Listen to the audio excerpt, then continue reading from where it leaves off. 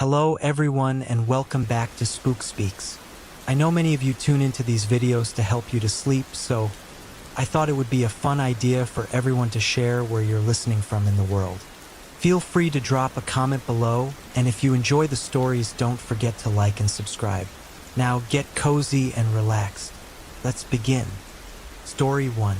It was a gray October afternoon when I arrived at the old house on Whitmore Street. The house had been left to me by a distant relative, a great uncle I barely remembered meeting as a child. It was a complete surprise. I had no idea he'd thought of me in his will, let alone left me his only possession of value, an old Victorian house he'd owned since the 1960s. The house loomed over the street, its windows dark and shuttered, its once bright blue paint faded to a dull gray. It seemed lonely and imposing, as if it had been waiting, for years, for someone to come and fill its empty rooms again. The front door creaked open as I turned the key, and the smell of dust and old wood washed over me. Inside, the silence was heavy.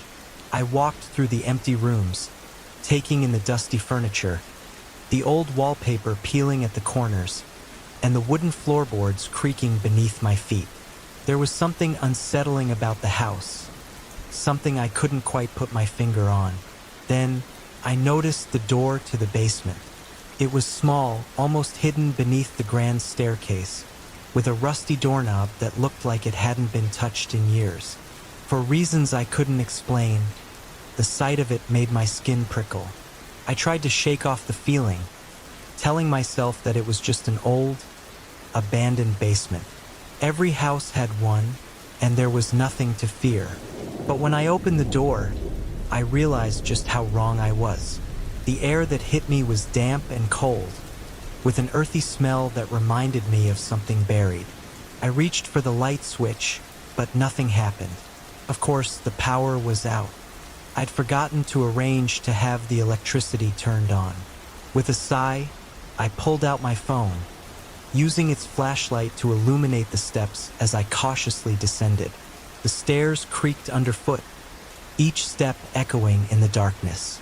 As I reached the bottom, the beam of my flashlight swept over concrete walls lined with wooden shelves, all stacked with dusty boxes and old tools.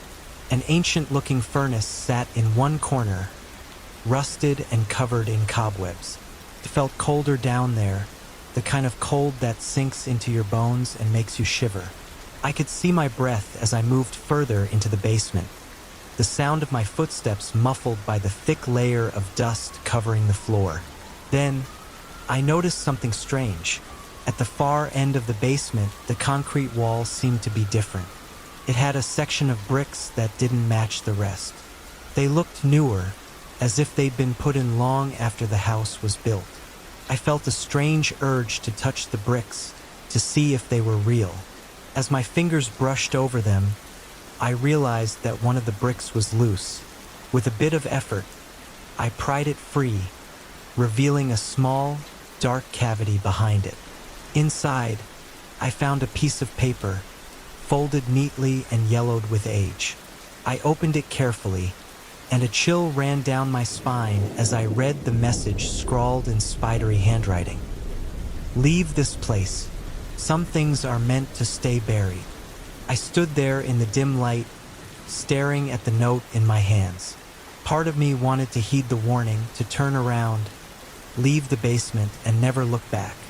But something kept me there, a curiosity I couldn't ignore. Why would someone go to the trouble of leaving a warning in a wall, only to hide it away where no one could find it? I decided to search the basement more thoroughly. Maybe there was more hidden behind the bricks, more secrets waiting to be uncovered. As I began examining the wall more closely, I noticed another brick that looked slightly out of place. With some effort, I pried it loose, revealing another small compartment behind it. Inside was an old, leather-bound journal. I opened it, flipping through pages filled with handwriting that grew more frantic as the entries continued. The journal belonged to a previous owner of the house, a man named Thomas Grayson. He'd written about strange occurrences in the basement, Faint whispers, cold drafts, and the feeling of being watched. His last entry was chilling. I can't ignore it any longer.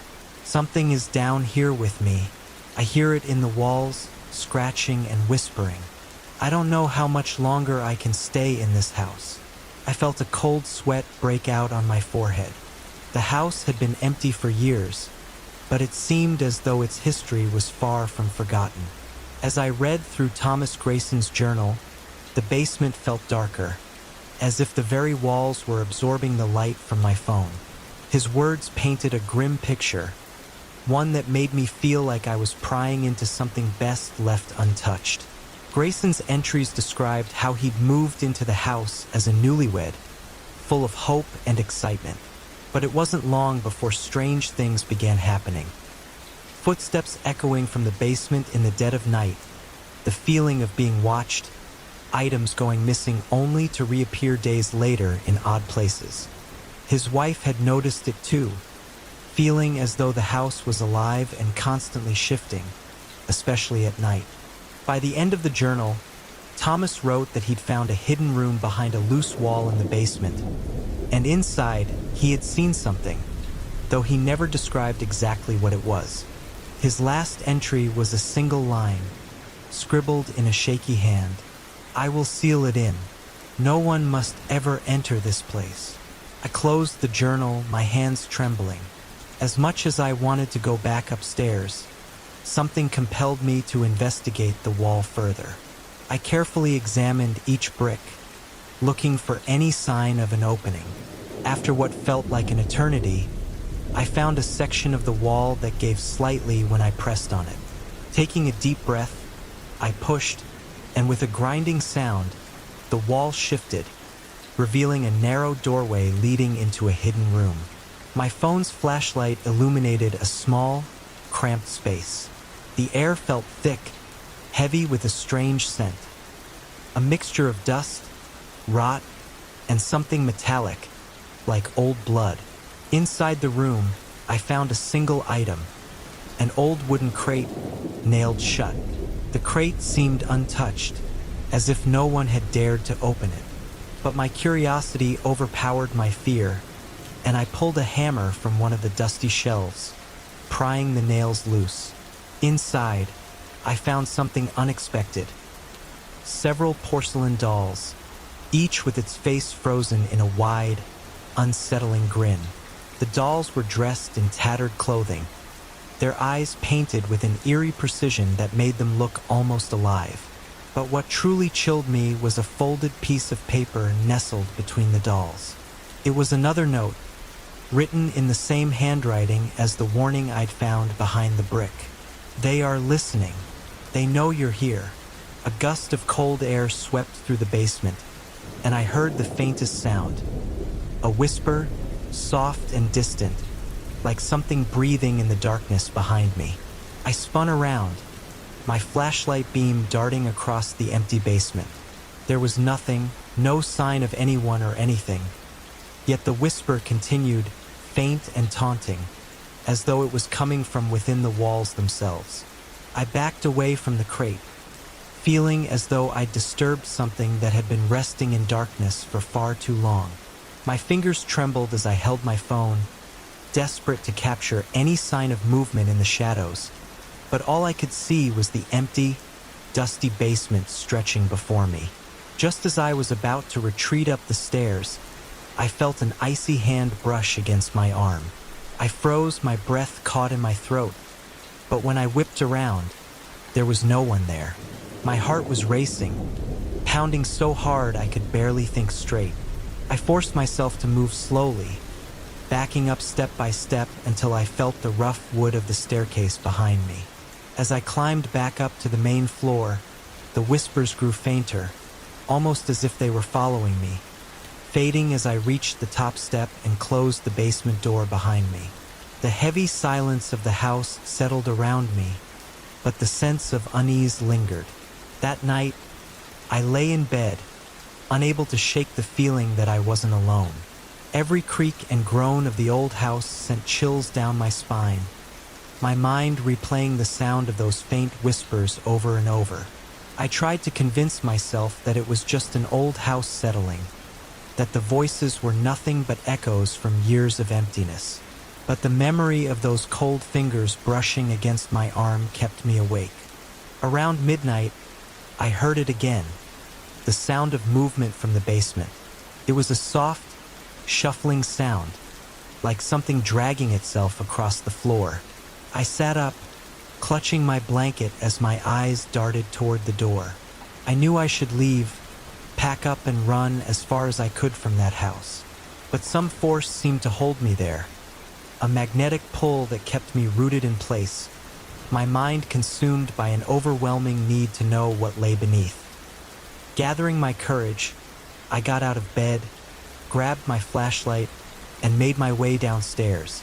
The hallway was pitch dark, the shadows seeming to twist and stretch as I moved. I reached the basement door and pressed my ear against it, listening. The sound was louder now, a faint scratching noise, as though something was clawing at the walls. I took a deep breath and opened the door, my flashlight cutting through the darkness as I descended the stairs once more. When I reached the bottom, the scratching stopped, replaced by an eerie silence that made my skin crawl. Then, slowly, the sound resumed, this time coming from the hidden room. I didn't want to go back into that hidden room, but something inside me urged me forward, a sense that whatever was waiting there needed to be faced. I moved toward the narrow doorway, heart pounding as I shone my light into the darkness beyond.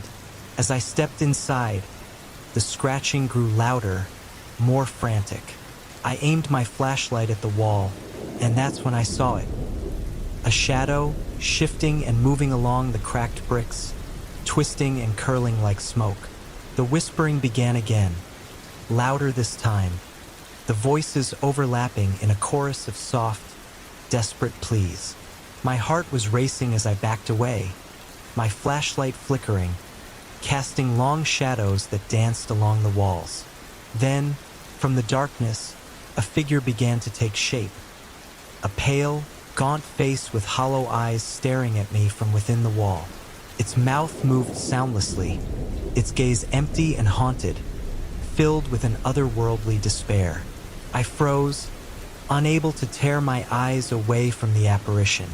It reached out, a bony hand stretching toward me, fingers elongated and twisted, as if it were trying to pull itself free from the wall. I wanted to scream, to run, but I couldn't move, couldn't breathe. The coldness I'd felt before now enveloped me completely, like icy fingers closing around my throat. The figure's voice echoed in my mind, a faint whisper that seemed to seep into my very bones. "Help me, release me." The whisper echoed over and over in my mind. "Help me, release me." A mournful plea that seemed to resonate deep within my bones. The figure's hollow eyes, empty yet somehow filled with anguish, held me captive as if they could see directly into my soul. I tried to find my voice, to ask who or what it was, but my throat was tight, and the only sound I could manage was a shaky whisper. Who are you?" The figure didn't respond, but the hand kept reaching, fingers curling and uncurling, desperate and insistent. It pressed harder against the wall, its form flickering and shifting like smoke in the dim light. I felt a surge of terror, but also a strange pull, a sense that this spirit, or whatever it was bound here, trapped and helpless. I took a shaky step backward, the whispers growing louder in my mind. Then, as if sensing my hesitation, the figure's face twisted into an expression of desperation. "Please, you must." The whisper came again, urgent and pleading. "You must break the seal."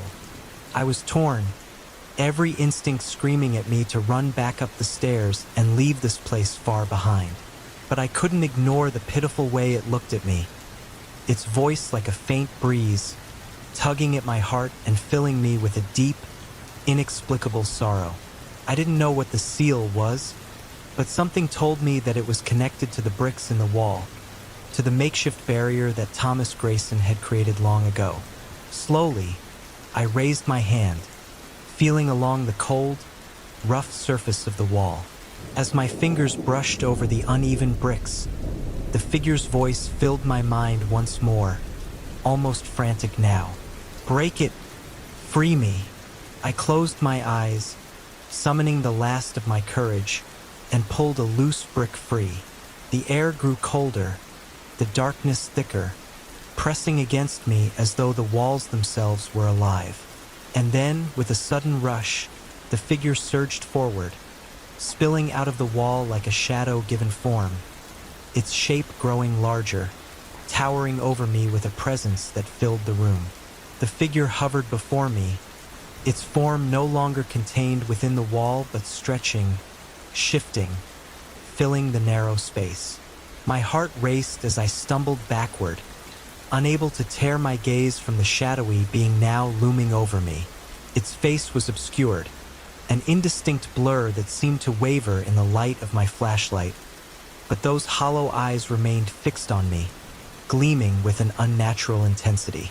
"Thank you," the voice whispered, this time with a chilling edge. The pleading tone had vanished, replaced by something darker, something that made the hair on the back of my neck stand up. "You have freed me." A part of me wanted to believe that I had done something good, that I had helped release a tormented spirit. But as I looked into those eyes, a feeling of dread began to creep over me. I could sense something ominous, a hidden malice lurking behind the hollow gaze. What are you?" I managed to ask, my voice barely above a whisper. The figure tilted its head, a twisted smile appearing on its blurred face. "I am what was trapped. I am what was bound by that fool Grayson. And now..." The shadowy form shifted closer, its presence suffocating. "Now I am free." My mind raced, piecing together the fragmented story I had uncovered in Thomas Grayson's journal. This was no ordinary spirit. It was something darker, something that Grayson had desperately tried to seal away to protect himself and anyone else who entered the house. As if reading my thoughts, the figure chuckled softly, a sound that sent chills down my spine. "You seek to understand," it said, its voice dripping with amusement. "Very well, I shall enlighten you." The figure's hand extended toward me, and I felt a cold, invisible force pressing against my chest. In a flash, images filled my mind, visions of the past, scenes from decades ago. I saw Thomas Grayson, younger and full of life, standing in the very basement where I now stood. He was holding a book, its pages filled with strange symbols, and his face was twisted with fear as he looked at something unseen in the darkness. Grayson had been desperate, the images showed me, seeking a way to rid himself of a dark presence that haunted him. In his despair, he'd made a pact, a dangerous ritual that summoned something from beyond, a shadowy being that promised power, knowledge, and protection. But the pact had a price, and when Grayson tried to break free from it, he'd found himself bound to the spirit, unable to escape its influence. In one final act of defiance, Grayson had sealed the being within the wall, trapping it in a prison of stone and shadows. But his victory was short-lived. The spirit's presence lingered, whispering from the depths, waiting for someone to release it. As the visions faded, I was left trembling, my heart pounding with the weight of what I had uncovered. This was no restless ghost. It was a malevolent entity, bound by a broken pact, and now I had set it free. The figure laughed, a hollow sound that echoed through the basement. "You are not the first to come here to seek answers in this place. But now that I am free, you shall be my vessel." My blood ran cold as the figure moved closer, its shadowy form stretching toward me, its intentions unmistakable. I tried to back away, but my feet felt rooted to the ground, trapped by an invisible force that held me in place. "Please," I whispered, my voice trembling. "I didn't mean to. I didn't know." The figure's hollow gaze bore into me, and I felt a dark, overwhelming pressure settling over my mind, clouding my thoughts, filling me with a sense of despair and helplessness.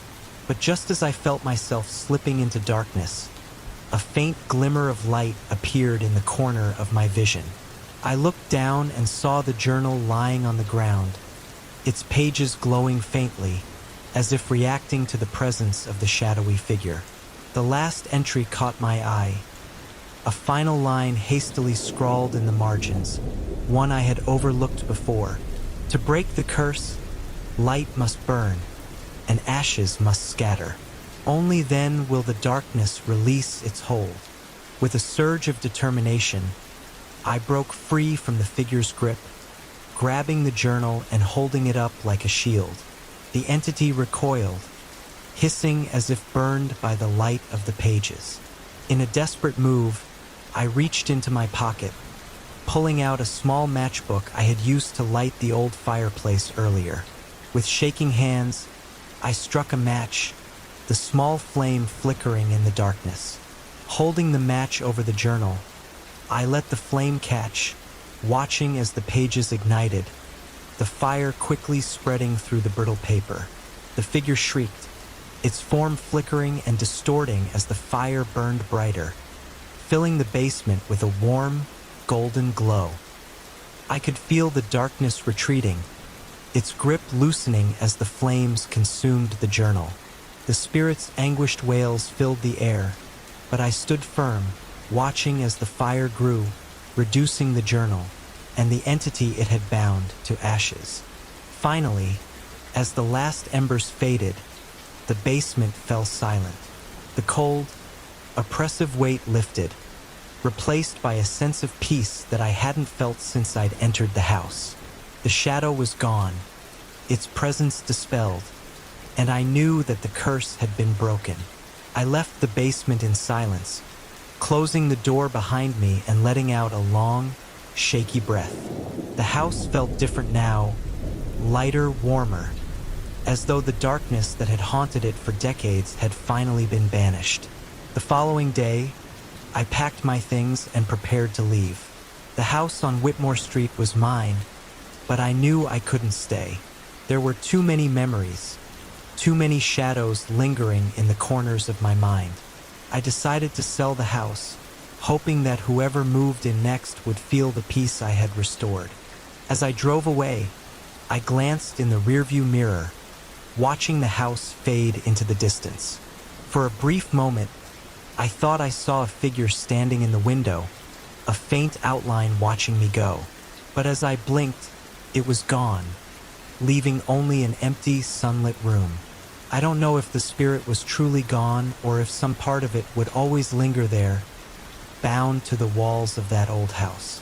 But one thing was certain: the basement, with its secrets and shadows, would forever remain a part of me, a reminder of the darkness I had faced and survived. I thought leaving the house would end everything, that whatever I'd set free had burned away with the journal. But as I returned to my apartment, unpacking and trying to settle back into a normal life, I couldn't shake the feeling that something had followed me. Nights became the hardest. Every creak of my floorboards, every rustling sound outside my window sent a shiver down my spine. I'd lie in bed, staring into the darkness, waiting for the shadows to shift or the whispers to return. The exhaustion from those sleepless nights start. One evening, I was preparing to turn in when I noticed something odd. On the edge of my nightstand, I saw faint markings etched into the wood. They looked like scratches, like someone had dragged a fingernail along the surface. The pattern was familiar, almost exactly like the markings I'd seen on the basement walls. I froze, feeling my heartbeat quicken. Could it be that I'd brought some piece of the curse with me? For a few days, I tried to dismiss it.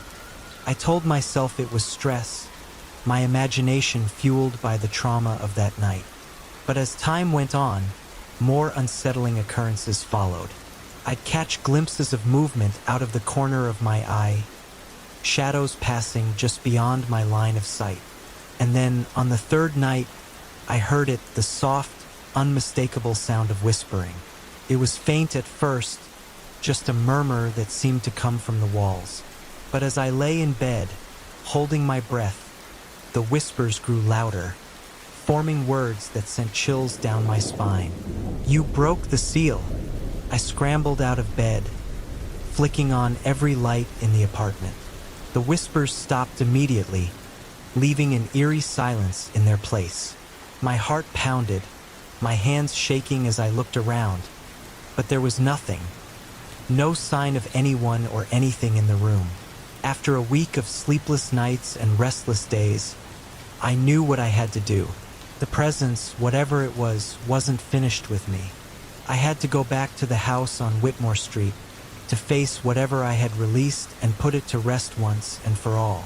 When I arrived, the house looked as abandoned as ever, its windows dark and unwelcoming. I took a deep breath and entered, the stale air thick with dust and an oppressive silence. Everything seemed exactly as I'd left it. Yet the moment I stepped inside, I felt the familiar chill settle over me, as though the house itself remembered my presence. I made my way to the basement door, gripping a flashlight and my phone. The basement was darker than I remembered, the shadows thicker and more impenetrable. As I descended the steps, the air grew colder, heavier, until it was almost difficult to breathe.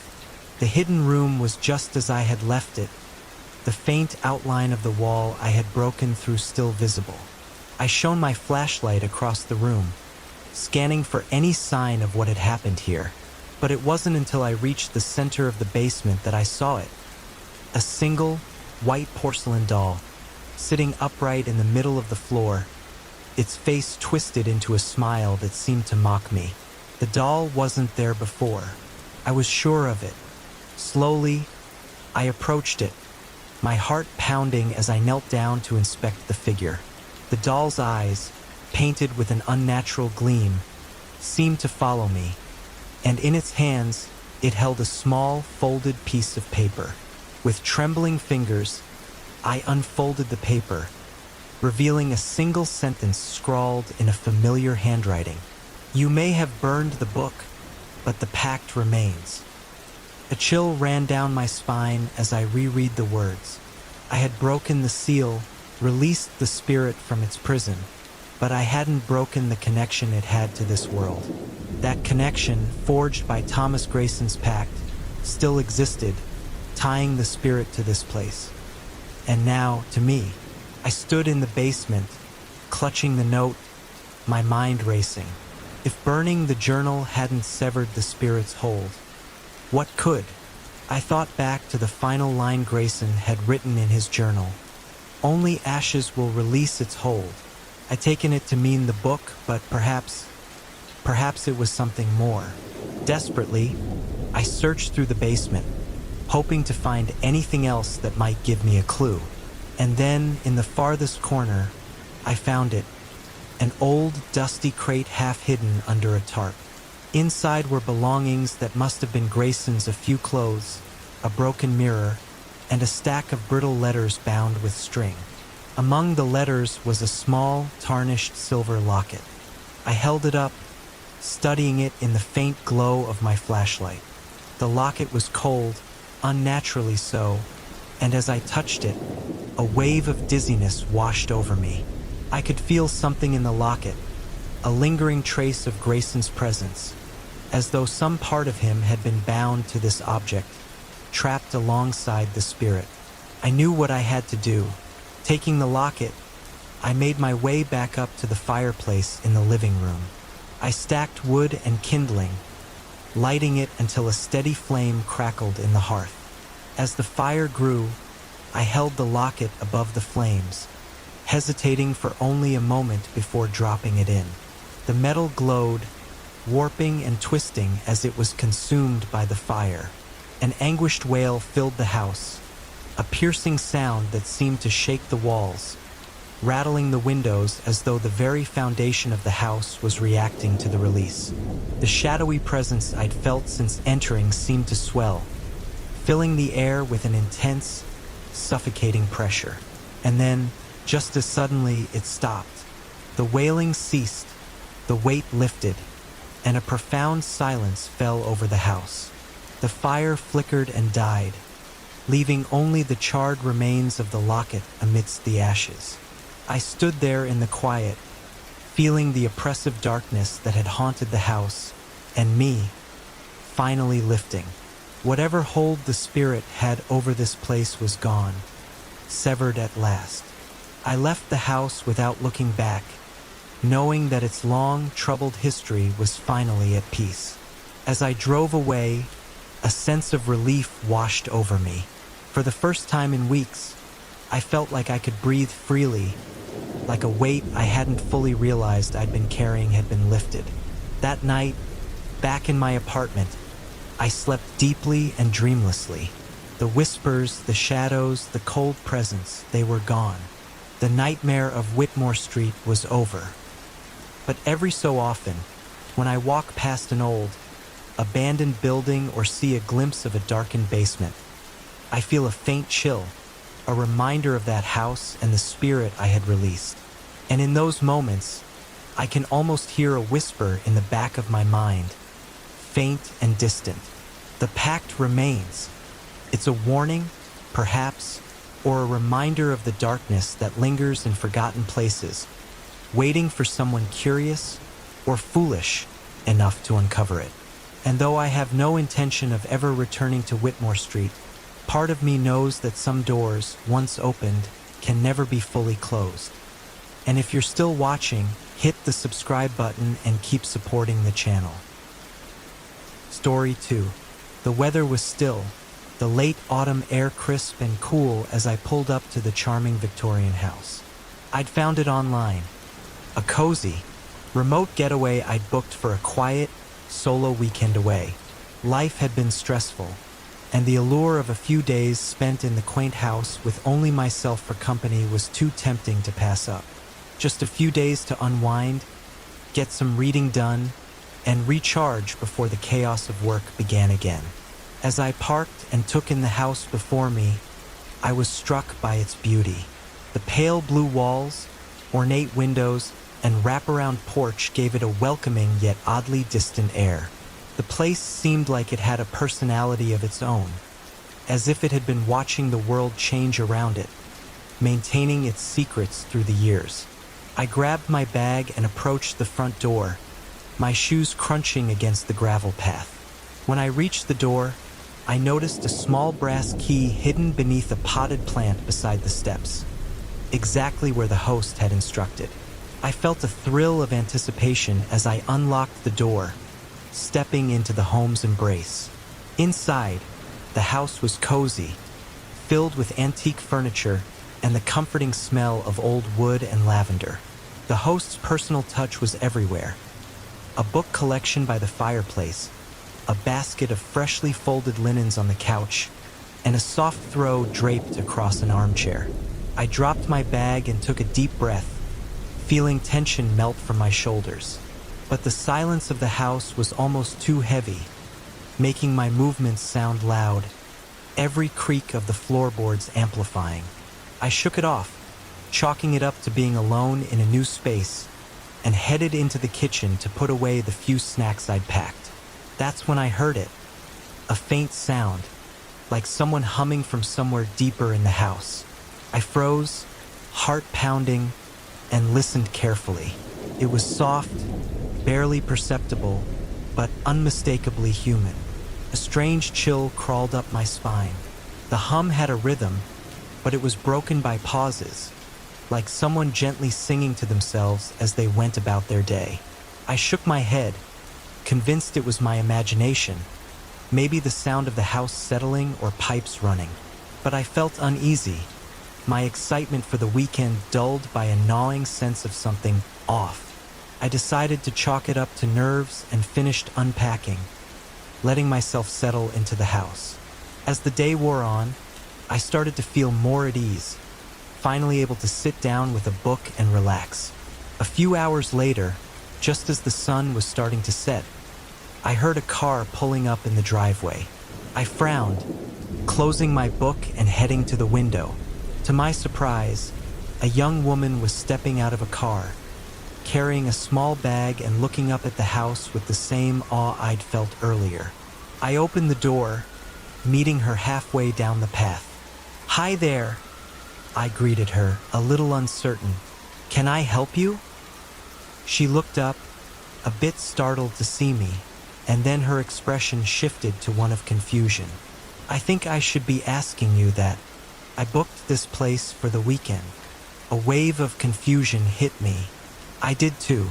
I checked in this morning. The host must have double booked. Her name was Lily, and after a brief, awkward exchange, we decided to message the host. But strangely, neither of us received a response, and our messages showed as unread. The host's phone number went straight to voicemail, leaving us at an impasse.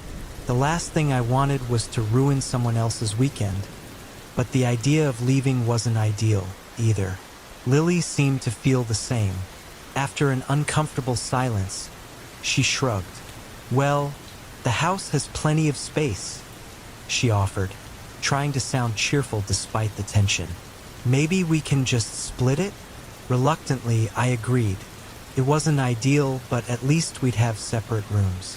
I reassured myself that the house was big enough for us to have some space. That evening, we settled into our own routines, each of us giving the other room to settle. But the initial discomfort of sharing the space lingered, an awkwardness that only grew as the night wore on.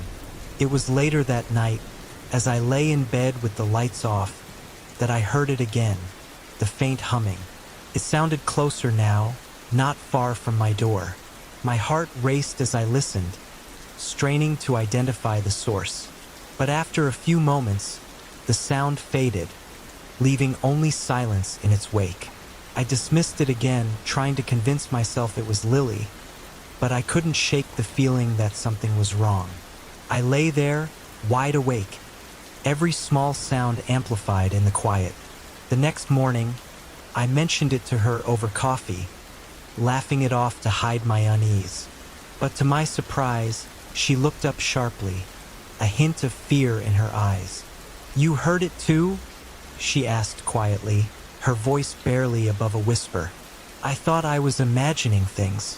It sounded so close, like someone was right outside my door. We exchanged a glance, both of us unnerved. Neither of us wanted to admit it, but the house was starting to feel strange, its warm charm replaced by an ominous chill. The second night, the humming returned, louder and more insistent. This time, I decided to investigate. Grabbing a flashlight, I slipped into the hallway, listening carefully as the humming moved through the house, leading me toward the end of the corridor. There was a door there, one I hadn't noticed before. It was slightly ajar, revealing only darkness beyond. I felt a shiver run down my spine, every instinct telling me to turn back. But something compelled me forward, a strange pull that I couldn't resist. The room was empty save for a single chair facing the window, its back turned to me. I shone my flashlight around, my heart pounding, but there was no one there. Yet the humming persisted, louder and clearer than ever, filling the room with its eerie melody. And then, as suddenly as it had started, the humming stopped. The silence was so profound that it felt almost alive, pressing against me. I backed out of the room, closing the door firmly behind me, and hurried back to my room, trying to shake the unsettling feeling that something was watching me. The next day, Lily and I finally discussed the room. She had noticed it too, and her face paled when I told her about the chair. "I found something strange too," she whispered, glancing around as if afraid someone might hear. She held out an old photograph, its edges worn and faded. In the photo was a man and a woman standing in front of the very house we were in. They looked happy, but there was something unsettling about their smiles, something too wide, too forced. "Where did you find this?" I asked, my voice barely above a whisper. "It was in the room next to mine," she replied. I felt like, I don't know, like someone was watching me when I took it. That night, I woke to the sound of footsteps echoing down the hall. They were soft, unhurried, but deliberate, moving steadily toward my room. I held my breath, lying as still as possible, my heart pounding as the footsteps stopped just outside my door. For a few tense moments, there was only silence. And then, the doorknob rattled, as if someone was trying to open it. I squeezed my eyes shut, too terrified to move, waiting for what felt like an eternity. Eventually, the footsteps retreated, fading into silence once more. The next morning, Lily and I shared what we had experienced.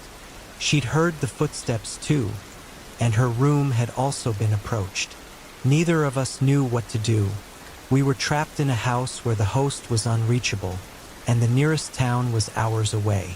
The fear was starting to eat away at us. By morning, both of us had decided that we couldn't spend another night here. But our attempts to call for help were fruitless. No signal, and the host still unreachable. It felt as if the house itself was trapping us here, refusing to let us go. As we sat at the kitchen table, both of us exhausted and tense, Lily's face lit up with a flicker of an idea. "The car!" she exclaimed. "We can leave right now. We don't need permission to get out of here." But as we hurried out the door, eager to escape, we saw that both of our cars sat lifeless in the driveway, tires flat, and windshields coated in a thick layer of grime. It didn't make sense. Neither of our cars had shown any issues upon arrival. Yet here they were, as if they hadn't been touched in years. We stared at each other in horror, realizing how isolated we truly were. "We're not alone in this house," Lily whispered, her voice cracking with fear. "Whatever's here, it doesn't want us to leave." Determined to get answers, we scoured the house for anything that could explain what was happening. We tore through drawers, closets, and every shelf we could find until, at last, Lily uncovered a dusty, leather-bound journal hidden in a nook beneath the staircase. As we opened it, the pages revealed a chilling story. The house had once belonged to the couple in the photograph, Margaret and Richard Hughes, who had lived there in the early 1900s. But as we read further, the entries grew darker, recounting strange noises and unexplainable events, much like what we were experiencing now. Margaret's entries ended abruptly, replaced by scrawled, frantic handwriting in Richard's hand. His last entry read, "The house won't let us leave. We are trapped, bound to it. Anyone who enters will share our fate, doomed to remain here just as we have. We have tried everything to escape, but the house won't allow it. It has claimed us, body and soul." We looked at each other, horrified, realizing that whatever had trapped them might be trying to trap us too. That night, we decided to face the entity in the house, convinced that acknowledging it was our only hope. We left the lights off, sitting together in the dim glow of a single candle. We spoke aloud, explaining that we were not here to harm the house, that we simply wanted to leave in peace. The air grew thick, the temperature dropping drastically as an unnatural chill filled the room.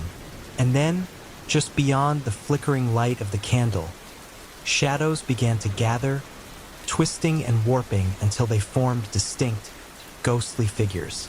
It was Margaret and Richard, their faces pale and hollow, eyes fixed on us with a strange intensity.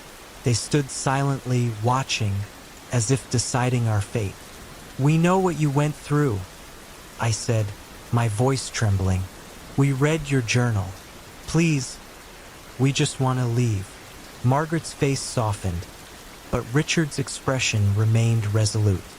His figure seemed to blur, his form stretching and darkening until his entire presence was absorbed into the walls, leaving Margaret alone. "He won't let you go," Margaret whispered, her voice filled with sorrow. "He won't let anyone go." We felt the walls pressing in, as if Richard's malevolent energy was seeping from every corner. Margaret's spirit flickered and wavered, her form struggling to remain visible. "There's only one way," she said faintly, her voice barely a whisper. "The house must release him. Burn it down." Lily and I exchanged a look. The thought of setting fire to the house terrified us, but the desperation in Margaret's eyes convinced us. This was the only way to sever the hold Richard had on the place and on us. As soon as the morning light crept through the windows, we gathered supplies, searching for anything flammable. We found an old can of kerosene in the shed, a grim relic that felt like a final piece of the Hughes tragic past. With trembling hands, we doused the hallways, the rooms, and the basement. But as we returned upstairs, we heard footsteps thundering down the hall, accompanied by the low, chilling hum we'd heard on our first night. Richard's form appeared at the top of the stairs, his face twisted in rage as he glared down at us. "You can't leave," his voice echoed, filling the house. "You belong here now." We lit the match and threw it onto the kerosene-drenched floor. Flames erupted, licking the walls and filling the house with a fierce heat.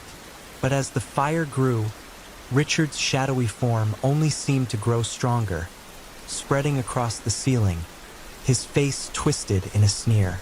Just when it felt like all hope was lost, Margaret appeared beside him. She reached out, her ghostly hand touching his, and for a brief moment, his form flickered, his expression softening. "Let them go, Richard," she whispered, her voice full of a sorrowful strength. "It's over."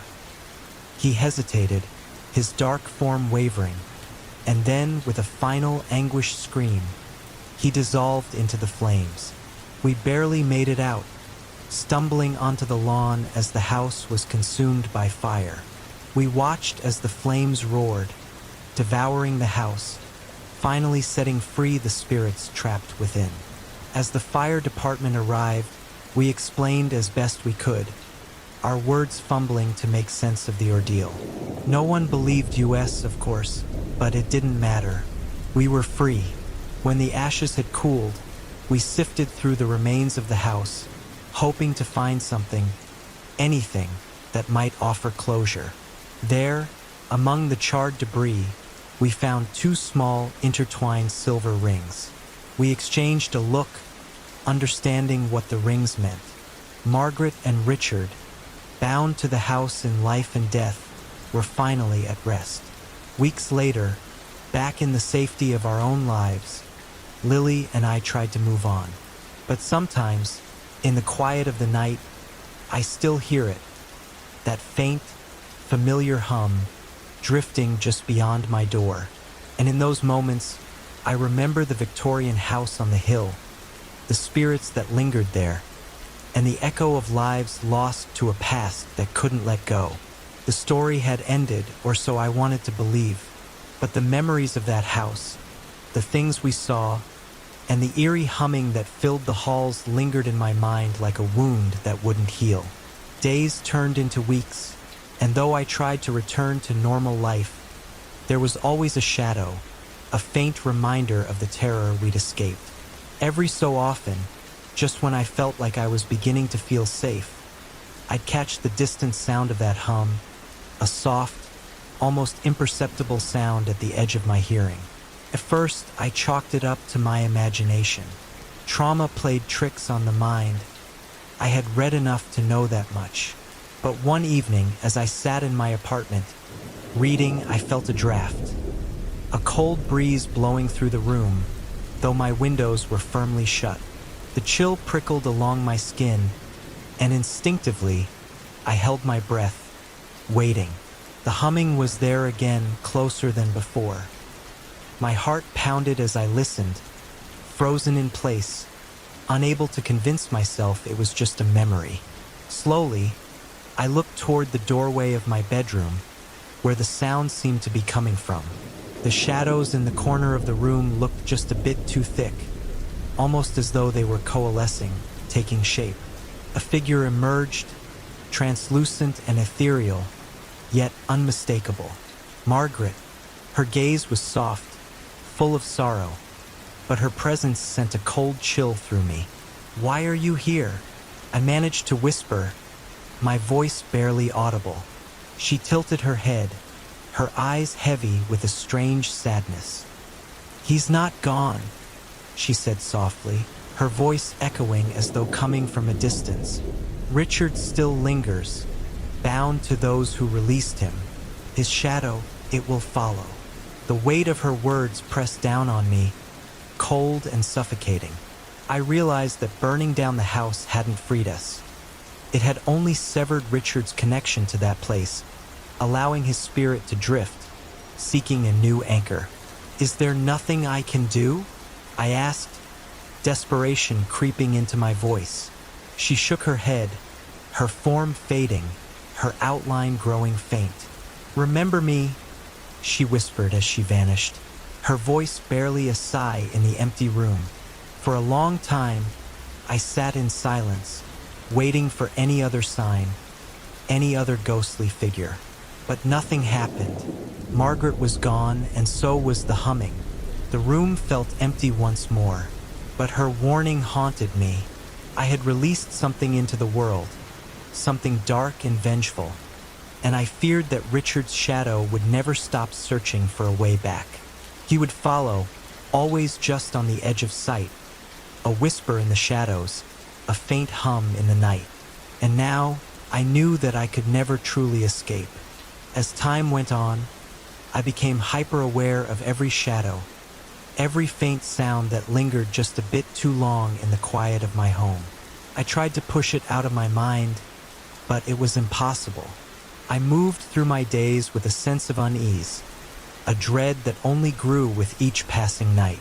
The humming would return sporadically, sometimes faint, like a memory drifting through my thoughts, and other times loud enough that it seemed to echo through the very walls. It was on one of these nights, when the hum was louder than ever, that I decided I needed answers. I couldn't continue living in fear of something I didn't understand. I pored over every resource I could find. Old books, articles, forums, anything that mentioned spirits, hauntings, or the binding of souls to objects. I barely slept, my nights consumed by research, piecing together fragments of information in the hope that something would help me understand what had happened to Richard and how I could stop him. One night, in the depths of my research, I came across a mention of a ritual, one that could sever a spirit's attachment to the physical world. It was risky, the text warned, but if done correctly, it might free the spirit, sending it into a realm beyond ours, where it could finally rest. The ritual required several things: a candle, an object belonging to the spirit, and something to bind it to a vessel. The candle I could find easily, and for the vessel, I chose an old mirror that had belonged to my grandmother. It was said that mirrors could trap spirits temporarily, reflecting them back into their own realm if used correctly. But for the object that belonged to the spirit, I had nothing from Richard, nothing of his that could serve as a link to him. My only hope was to return to the place where it had all begun, the ruins of the house. Lily, though reluctant, agreed to come with me. She too had been haunted, plagued by an unshakable feeling of dread that had settled over her life like a dark cloud. We drove through the night, the journey silent and tense, both of us too afraid to voice the doubts gnawing at us. When we arrived, the charred remains of the house loomed like a skeleton against the night sky. It looked different in the dark, sinister and broken, but still somehow alive. As we searched through the ruins, the air grew heavy, a familiar chill settling around us. The remains of the basement were buried beneath rubble, but by some miracle we found it. The photograph of Margaret and Richard, half burned but still intact. With trembling hands, I took the photo and placed it on the ground. "If you're here, show yourself," I said, my voice wavering as I spoke into the empty night. At first, there was only silence. And then, the air grew colder, and a shadow began to emerge from the darkness, taking on a form that was disturbingly familiar. Richard's face appeared, twisted in anger, his eyes hollow and full of hatred. "You're bound to nothing now, Richard," I said, fighting to keep my voice steady. "You have to let us go." His figure trembled, flickering as though fighting against some invisible force. "You freed me," he hissed, his voice a low growl that sent chills down my spine. "And now you belong to me." He surged forward, his form stretching and twisting as he approached. I grabbed the mirror, holding it up between us. "You don't belong here anymore," I said, focusing all my energy, all my fear and desperation, on the mirror. With a scream that shook the night, his form was drawn into the mirror, his image reflecting back at me, distorted and furious. The mirror trembled in my hands as his figure grew smaller, fading into the depths of the glass until only my own terrified face stared back. We left the ruins without looking back, my hands still gripping the mirror tightly. In the days that followed, the humming ceased. The shadows in my home felt lighter, and for the first time in months, I felt a sense of peace, as though a weight had been lifted from my life. The mirror remained with me, though I kept it covered, tucked away in a box, only to be removed if I ever needed to ensure Richard's spirit stayed bound. But even as the days passed, I knew I'd never truly forget. Some nights, I still feel a chill, a faint, familiar hum echoing just beyond the edge of hearing. And in those moments, I remind myself that some things are better left undisturbed, that not every ghost is meant to be freed. Story 3. The house was old, far older than I had been led to believe. From the outside, it seemed almost picturesque.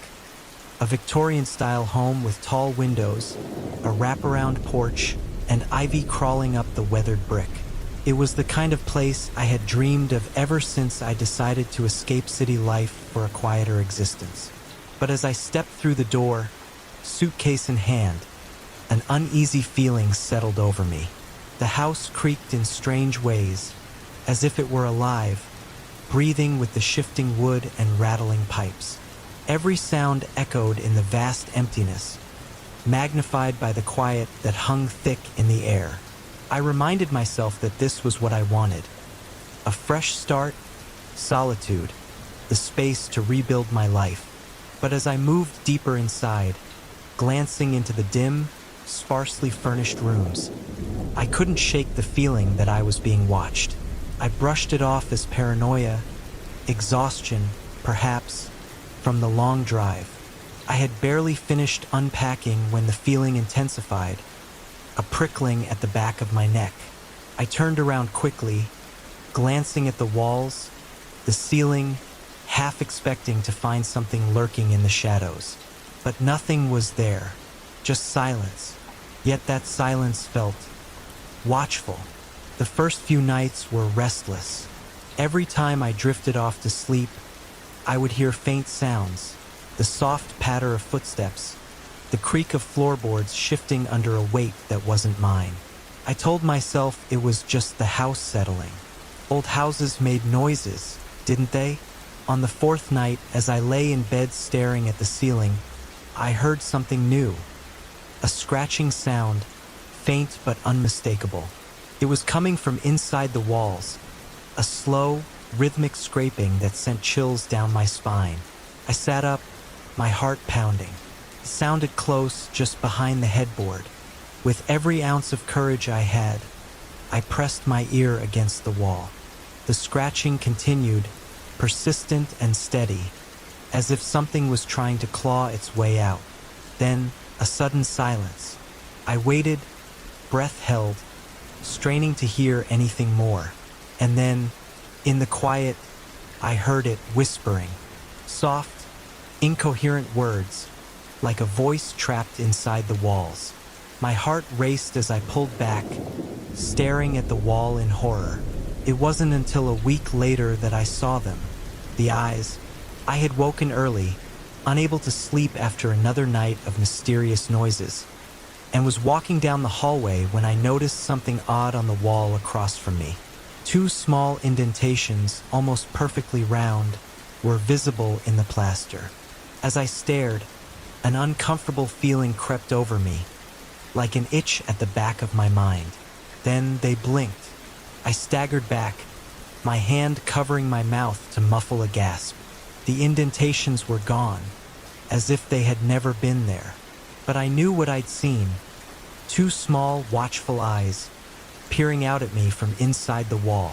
For days after that, I avoided that part of the hallway, convinced that I was losing my mind. But the scratching continued, louder now, almost frantic.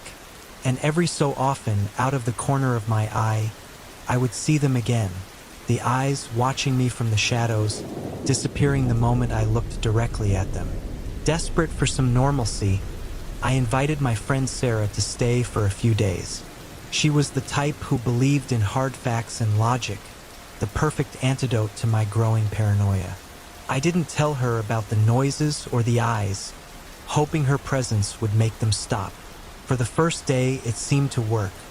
The house was quiet, and I almost convinced myself that I'd imagined everything. But on the second night, as we sat in the living room, Sarah froze mid-sentence, her eyes wide with fear. "Did you hear that?" she whispered, glancing towards the wall. I nodded slowly, my heart pounding. We both listened, and then it came. The scratching, loud and insistent, as if whatever was inside the walls was furious at being ignored. What is that?" Sarah stammered, clutching her drink tightly. I swallowed, unable to look away from the wall. "I don't know." She insisted we investigate, and though every instinct screamed at me to leave it alone, I followed her as she walked toward the hallway. The scratching grew louder as we approached, a maddening, rhythmic sound that seemed to vibrate through the walls. Then, abruptly, it stopped. Sarah reached out, touching the wall, pressing her ear against it to listen. She frowned, turning to me with a look of confusion. But before she could speak, her expression changed. Her eyes widened, her face paling as if she'd seen something truly horrifying. "What is it?" I whispered, stepping closer. Slowly, she raised a trembling hand, pointing to a spot on the wall just above her head. There, barely visible, were two small, round indentations. They blinked. Sarah screamed, stumbling back and clutching my arm. We both stared at the wall in terror, unable to look away. But just as suddenly as they'd appeared, the eyes vanished, leaving only an unsettling silence in their wake. The next day, Sarah insisted that we tear open the wall. I was hesitant, afraid of what we might find, but the scratching and the eyes had gone too far. We had to know. Armed with tools, we set to work, prying away the plaster and peeling back layers of old wallpaper. Dust filled the air as we pulled away chunks of wall, working our way closer to the source of the scratching. And then, as the last piece of plaster came away, we found it. A narrow, dark space, barely big enough to fit a person, hidden behind the wall. The smell was overpowering, a mix of damp earth and decay, and we both gagged, covering our noses as we peered inside. There, at the back of the hidden space, lay the remains of a child-sized figure, curled up and pressed against the wall as if trying to escape. The skeleton was old, the bones brittle and yellowed with age, but the skull's hollow eye sockets seemed to watch us, accusing, as if they'd been waiting for this moment. The eyes in the wall. We stumbled back, horrified, barely able to comprehend what we had uncovered. This wasn't just a house. It was a tomb, holding secrets that should have remained buried. After the disturbing discovery in the wall, the house fell into a heavy silence, like it was holding its breath. Every creak, every whisper of wind through the floorboards felt amplified, but overall, the house was stiflingly quiet. I hadn't slept well since the discovery. I kept seeing the hollow eye sockets of that small skull, watching, accusing, reminding me of the secrets buried within these walls. After Sarah's hurried departure, I stayed up that night, sitting in the living room with every light on, listening to the faint ticking of the clock, waiting for some sign or answer from the house. Yet the silence persisted, unnatural and oppressive. It reminded me of standing on the edge of a storm, the moment of eerie stillness before chaos erupted. But I held my ground, unwilling to let a child's ghost, or whatever else was trapped here, drive me from my new home. When dawn finally broke, I felt an odd surge of determination. I was tired of being frightened, tired of tiptoeing around the house like a stranger. And so, with my resolve firmly in place, I decided to learn more about the house's dark past. The following day, I visited the town's small, dusty library. I went through microfiche and old newspaper articles, hoping to dig up anything about the Whitaker family. It didn't take long to uncover the hauntingly tragic story that the town seemed to have collectively tried to forget. The Whitakers were once prominent, a wealthy family that moved into the area in the late 1800s. The house had been their pride, a symbol of their status. But their happiness was short-lived. A series of misfortunes struck the family, starting with the mysterious disappearance of their only son, Thomas. He was only 6 years old, a curious, lively child, and his sudden absence devastated the family. They scoured the surrounding woods, searched the nearby river, even accused neighbors of kidnapping him. But no trace was ever found, and the boy was declared missing, presumed dead. His parents were shattered, becoming reclusive and rarely seen, and a year later, Mr. Whitaker died under strange circumstances. It was said that he'd become obsessed with the walls of the house, convinced that his son was speaking to him from within them. Reading this, I felt a chill that sank deep into my bones. There were more whispers in the archive files, rumors that Mrs. Whitaker went mad shortly after her husband's death, screaming that she, too, could hear her son calling to her from the walls. She spent the last years of her life locked away in an asylum, babbling about eyes watching her from every corner. I left the library that day with a sense of dread and guilt. Was I, too, slowly succumbing to whatever haunted the Whitakers? That night, back in the house, I felt the oppressive atmosphere pressing in on me, more tangible than ever. I could swear I heard faint whispers coming from the walls, but I forced myself to ignore them. Still, the story of the Whitakers had unnerved me. What if there really was a way to communicate with this spirit, to find out what it wanted? After hours of restless pacing and futile attempts to sleep, I found myself sitting in the hallway, facing the spot where I'd first seen the eyes in the walls. In a moment of desperation, I spoke to the walls, my voice shaking. "Thomas," I whispered, feeling foolish but too unnerved to stop. "Is that you?" Silence. But then, ever so faintly, I felt a chill creep along my spine. The air grew cold, and I thought I heard something. A soft, barely audible scraping, like fingernails on wood. My heart pounded as I realized that I might have actually made contact. The house erupted with activity that night. The walls seemed to shift, almost as if they were breathing, expanding and contracting with every muffled whisper. I lay in bed, clutching the sheets, feeling like a trapped animal. The scratching intensified, louder and more insistent, coming from every direction. It felt as though the walls were closing in on me, the whispers growing louder, a cacophony of voices blending into one. Then I heard it, a soft, childlike voice, barely more than a whisper, calling my name. "Please, it said, the tone desperate, almost pleading. Help me. I bolted upright, my hands trembling, my heart racing as I scanned the darkened room. There, in the corner, I saw them. The eyes, faint but unmistakable, watching me. I could feel the hair on the back of my neck stand on end. I squeezed my eyes shut, whispering to myself that it was just a dream, that it couldn't be real.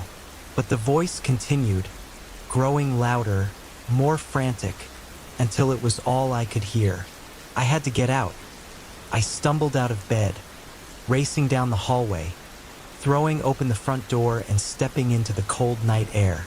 As I stood on the porch, gasping for breath, I heard one last whisper, soft and mournful, echoing from within the house. Don't leave me. The next morning, exhausted and shaken, I decided to seek help from the townspeople. But every time I mentioned the Whitaker house, I was met with nervous glances, murmurs, and hurried goodbyes. No one wanted to talk about it, as if speaking about the house would summon its curse. One elderly woman finally pulled me aside, her hands trembling as she spoke. They say that house is a prison, she whispered, casting wary glances around us. For the boy, and anyone who stays there. What do you mean? I asked, my heart pounding. They say his spirit's trapped there, she replied, her voice barely a whisper. Bound to the house, cursed to wander its halls for eternity. But he's not alone. There's something else there, something dark, that keeps him trapped. She wouldn't say more, simply pressing a rosary into my hand before leaving me standing alone in the middle of the street, her final words ringing in my ears. Determined to understand what was happening, I returned to the house that evening, armed with a notebook and flashlight. I spent hours exploring every corner, searching for any sign of Thomas or the entity the woman had mentioned. It wasn't long before I noticed them. Faint, shadowy figures etched into the wallpaper, barely visible but unmistakable. As I moved the flashlight across the wall, the shadows seemed to shift, following the light, like eyes watching me from every direction. I pressed my hand against the wall, feeling a strange energy, almost like a heartbeat pulsing beneath the surface. The whispers returned, louder now, closer, filling my mind with fragments of sentences, pleading voices, all overlapping. One voice stood out, a dark, malevolent voice that seemed to echo from deep within the walls, cold and filled with malice. He belongs to me. Unable to bear the constant fear any longer, I reached out to a paranormal investigator, someone who had experience with haunted locations. He arrived a few days later, a serious man named Michael who carried an array of strange tools and equipment. Together, we set up cameras and audio recorders throughout the house, hoping to capture any paranormal activity. As night fell, the house grew cold, and an unnatural silence settled over us. Hours passed without incident, but just as we began to doubt anything would happen, the scratching started again, louder and more violent than ever. The cameras picked up faint, shadowy movements along the walls, as if something were trying to break free. Michael's face grew pale as he listened to the recordings, his eyes widening as he heard the voices. Dozens of them, pleading, crying, some whispering in tones of pure despair. Then, amidst the cacophony, we heard it. The child's voice, soft and scared. Please, help me. But before we could react, a new voice overpowered the others, deep and filled with rage. He's mine. Michael and I exchanged looks of dread, his face as pale as mine. He adjusted his headphones, straining to hear the faint childlike whisper again. Did you hear that? He asked, his voice barely a murmur. I nodded, unable to find words. The pleading voice, so desperate and helpless, felt like a hook lodged in my heart, tugging painfully. It was as though the boy was begging us not just to listen but to truly see him, to acknowledge his suffering. Then, Michael gestured to the recorder screen, where jagged lines spiked erratically, an undeniable record of the disembodied voices. A cold silence filled the room as we realized these were no random signals. The boy was trying to communicate, and something was trying to stop him. Michael cleared his throat, his face hardening with determination. "We need to confront whatever's keeping him here," he said, gathering his equipment. "It's time to see if we can make contact directly." In the dim light of the living room, we set up candles and salt, forming a protective circle around us, a barrier against whatever dark force was lurking within the walls. As Michael began chanting an invocation, asking for the spirit of Thomas to make himself known, a chill seeped through the air. I could feel it, an oppressive energy pressing down, filling every inch of the house. Just as Michael's voice grew stronger, a gust of freezing wind tore through the room, extinguishing the candles and plunging us into darkness. A deep, rumbling laugh echoed from somewhere above us, reverberating through the walls, filling me with a fear so intense it rooted me to the spot. "It's him," Michael whispered, his voice shaking. "The one who's trapped Thomas. He's here." The following day, Michael returned with specialized cameras that could capture shadowy figures often hidden from the naked eye. We set one up in each room, hoping to catch a glimpse of the entity we'd felt last night. Night fell, and we huddled in the living room, watching the monitors as shadows drifted across the screens, barely visible but unmistakably present. Then, in the camera facing the hallway, we saw it, a face, pale, gaunt, with hollow eyes and a twisted grin that seemed to stretch far beyond the boundaries of human anatomy. The figure lingered in the hallway, staring directly at the camera, as though it knew we were watching. Its eyes were dark, void of any life, yet filled with a chilling malevolence.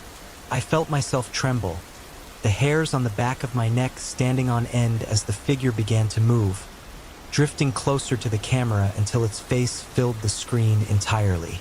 "Get out," it hissed, its voice a low, guttural whisper. The screen flickered, and then the figure was gone.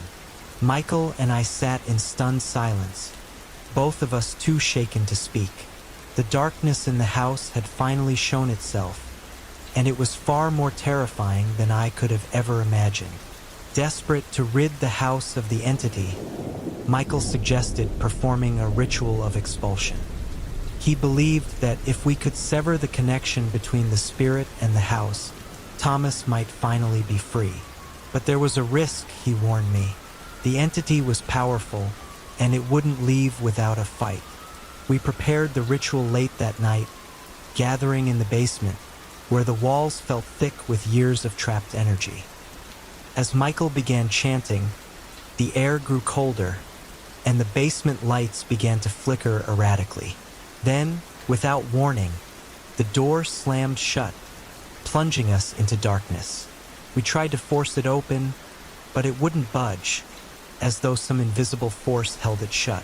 From the shadows, I heard the low, mocking laughter again, a sound that seemed to echo from every corner of the room. I could feel the presence pressing in on us, suffocating, relentless. "We're not alone," Michael whispered, his voice filled with terror. In the pitch-black basement, with the entity's laughter ringing in our ears, we heard the faint, desperate voice of Thomas, clearer than ever before. "Please help me. He won't let me go." The voice was soft, barely more than a whisper, but it was enough to shatter any doubt I had. The child's spirit was here, trapped and suffering, and he was pleading for release. "Thomas," I shouted, my voice echoing through the dark. "We're here to help. Just tell us how." The air grew colder, and then, suddenly, the voice changed. It was no longer pleading but filled with fear. "He's coming," Thomas whispered, his tone filled with dread. "He won't let me go." The basement door suddenly burst open, and Michael grabbed my arm, pulling me toward the stairs. We raced up, our footsteps echoing through the empty house as the laughter followed us, mocking, taunting. We ran into the living room, slamming the door behind us, panting as we tried to catch our breath. The house had never felt more hostile, more alive. It was as if the walls were closing in, the dark presence pressing closer, suffocating. Michael looked at me, his face pale, his eyes wide with fear. "We need to leave," he said, his voice barely more than a whisper. "Whatever's in here, it's too strong." But as we turned to go, we heard the child's voice again, faint and filled with despair. "Please don't leave me." The sound of Thomas's voice stopped us in our tracks. I looked at Michael, torn between the primal urge to escape and the overwhelming guilt that if we left, we would be abandoning a helpless child to an eternity of suffering. Michael sighed, a look of resignation on his face. "We can't leave him here, not like this." Together, we turned back, bracing ourselves as we re-entered the hallway. The oppressive energy grew stronger with every step, the darkness thickening around us, but we pressed on, determined to confront whatever was holding. We made our way to the basement, where we felt the entity's presence strongest. This time we were prepared, armed with salt, iron, and symbols of protection. As we entered the basement, the air grew colder, and the mocking laughter filled the room once more. Michael began chanting, his voice steady and unwavering, his words filled with the power of ancient invocations. The laughter grew louder, but he continued, his determination unshaken. Then, from the shadows, the entity emerged. A tall, twisted figure, its eyes hollow, its grin impossibly wide. It radiated a malevolent energy, its presence filling the room with an overwhelming sense of dread. The figure lunged at us, but Michael threw a handful of salt in its path, creating a barrier that it couldn't cross. The entity let out a furious scream, its voice filled with pure rage. "Leave!" it roared, its voice echoing through the basement. "He is mine." But Michael stood his ground, chanting louder, his voice filled with a strength I didn't know he possessed. The entity writhed, its form distorting, growing weaker with every word. Then, from the shadows, we heard Thomas's voice, soft and hopeful. "Thank you." With one final scream, the entity dissolved into the shadows, its presence fading, leaving us alone in the cold, empty basement. The house was silent after that night. The oppressive energy had lifted, and the walls felt lighter, as though a weight had been lifted. We stayed one final night, and for the first time since I'd moved in, I felt a sense of peace. As we prepared to leave the next morning, I thought I saw a small figure standing in the hallway, a faint, ghostly image of a child with a shy smile on his face. "Thank you," he whispered, his voice barely more than a breath, and then he was gone. I locked the door behind me, leaving the house and its secrets behind. But as I walked away, I couldn't shake the feeling that somewhere, in some small way, Thomas had finally found peace. Story 4. I had never been one for last-minute trips, but when I saw the Airbnb listing, I couldn't resist. A quaint cabin tucked away in the woods, the kind of place where the air smelled like pine trees and the only sounds were birds singing and leaves rustling. Perfect. Just what I needed to escape the stress of my work and the constant noise of city life. The listing was simple, no over-the-top photos, no descriptions that were trying too hard. Just a picture of a small, charming house surrounded by trees, with a porch that seemed to invite you to sit and relax. The host's description was equally minimal. Come and enjoy the quiet, unwind, and let the forest reset you. Available for short stays. Book your escape now. I checked the calendar. There was a slot available next weekend. I was in need of a break, so I booked it immediately without giving it a second thought. It was only after I confirmed my reservation that I saw a small note at the bottom of the page. Please note, guests may not always see the host during their stay. That seemed odd, but I figured it was one of those quirky things, the kind of odd charm a rural Airbnb might have. I shrugged it off and began looking forward to the trip. The drive to the cabin was longer than I expected. The GPS kept losing signal as I passed through areas where the phone service was spotty, and the road became less paved the further I went. But it felt right, the kind of adventure I had been craving. I turned off the main road onto a smaller dirt path, and my tires crunched over the gravel. When I finally reached the cabin, I couldn't help but smile. It was exactly like the pictures, maybe even more charming in person. The wood was weathered but well kept. The porch swing creaked gently in the wind. There was a small note taped to the door, instructing me to let myself in with the key under the doormat. I was alone. No one greeted me, but I figured the host might be out, preparing for my stay. Maybe they would stop by later to check in. I let myself inside. The cabin was small, but it was perfect. The interior was cozy, with old wooden floors that creaked beneath my feet, and a stone fireplace that looked like it had been used recently. I kicked off my shoes and settled into one of the armchairs by the fire. It was exactly the kind of place I had imagined, rustic, peaceful, and private. The note left on the door didn't mention anything about rules, but I noticed a few strange things as I explored the cabin. The pantry was stocked with food, canned goods, crackers, and pasta, almost as if the host had prepared for me to stay longer than a weekend. There was a large stack of firewood by the door, more than I could possibly use in such a short time. It all felt a little odd, but again, I brushed it off. The longer I stayed in the cabin, the more I began to notice a strange sense of quiet. There was no hum of electricity in the walls, no sound of a nearby town or city. The isolation was complete. That night, after I had eaten dinner and settled in, I heard a strange noise from upstairs. It was faint at first, but unmistakable. A soft thudding, like someone was walking around up there. I froze, unsure if I was imagining it. Maybe the house just settled in the wind. But I couldn't shake the feeling that I wasn't alone. The next morning, I woke to an unsettling discovery. The house had seemed fine when I went to bed the night before, but now something was off. The strange thudding had stopped, but when I went to the kitchen, I noticed something that made me freeze.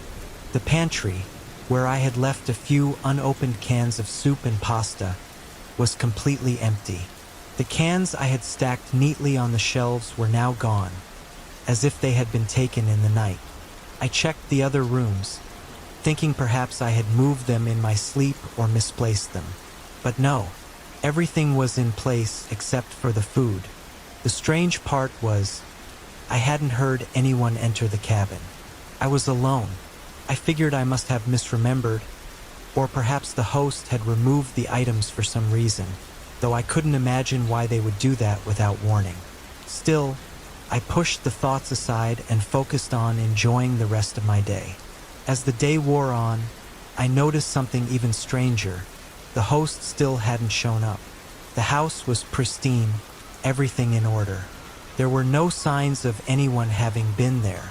It had been over 24 hours since my arrival, and I hadn't received any communication from the host.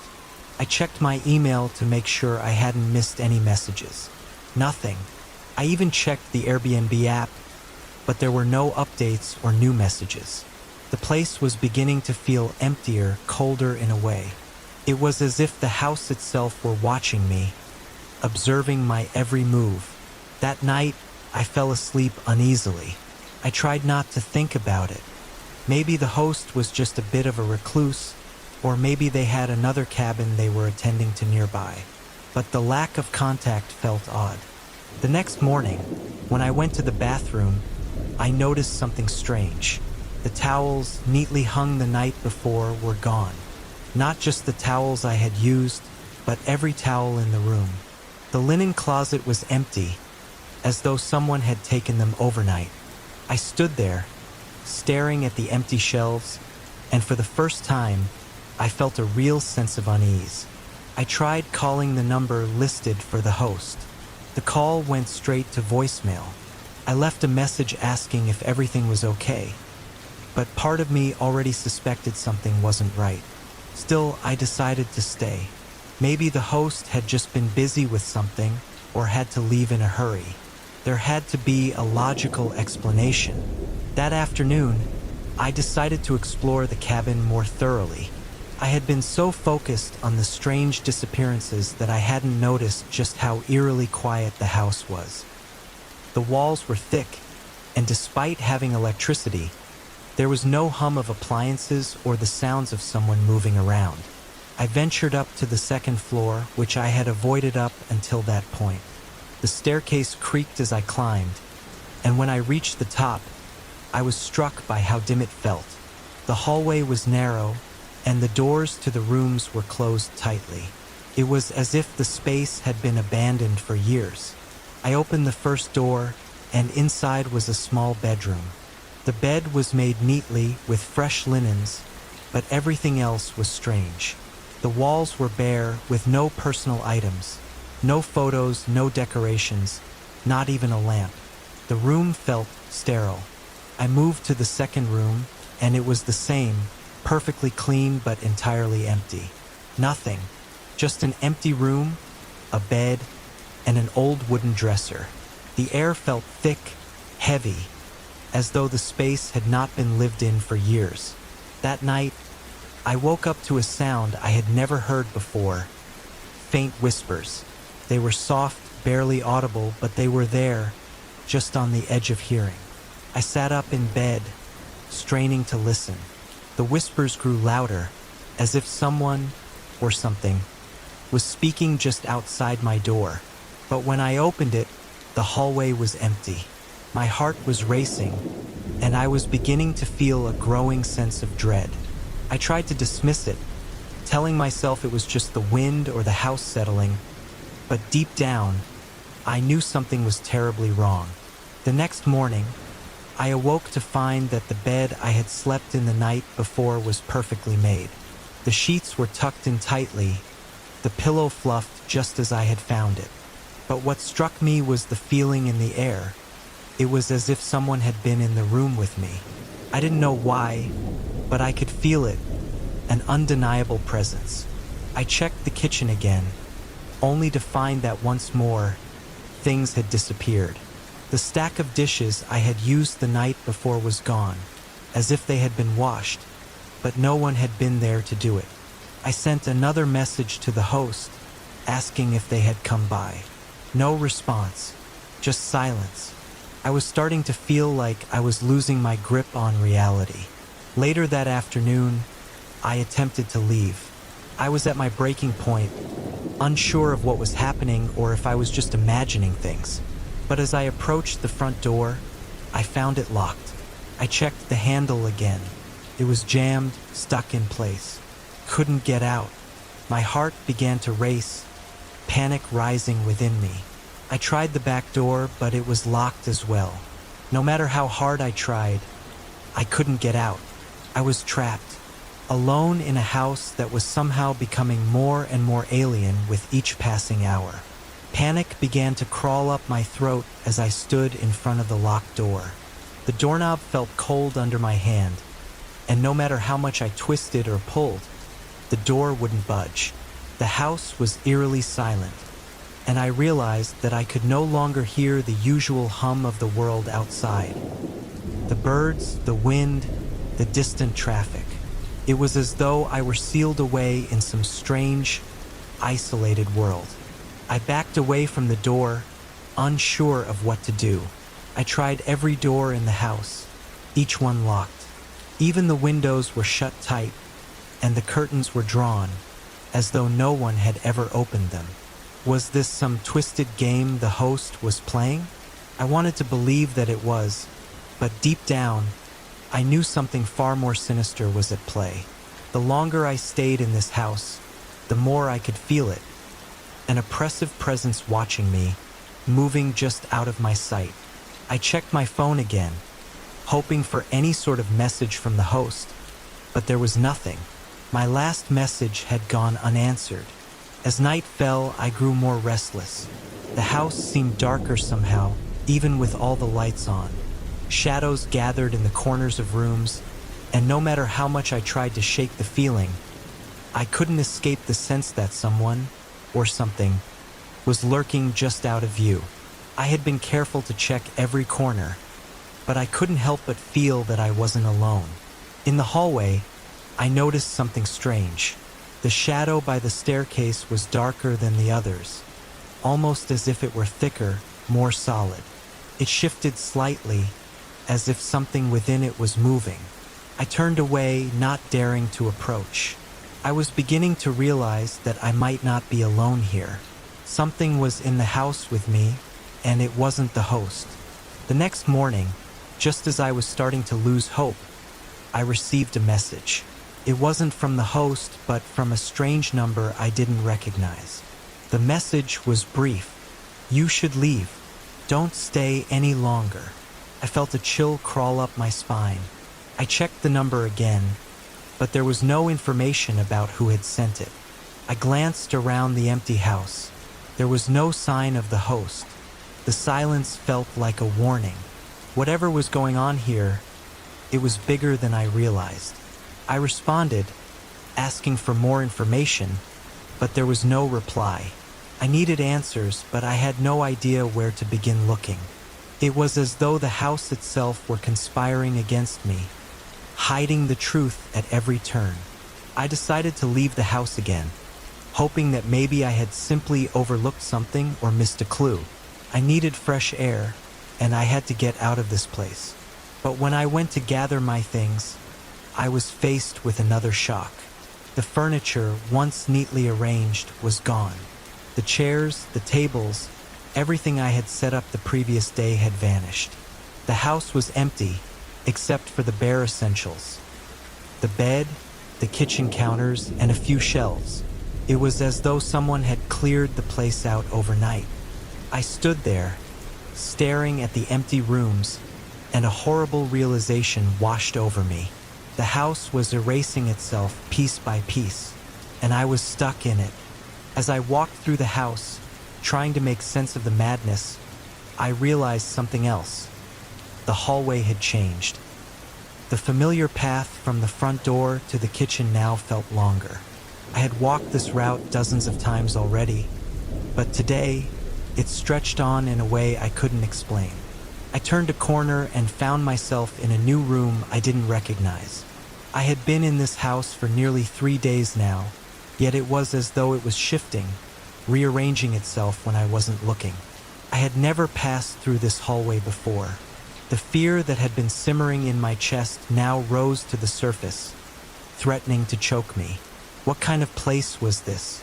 That evening, I heard something new, a soft whispering, coming from within the walls.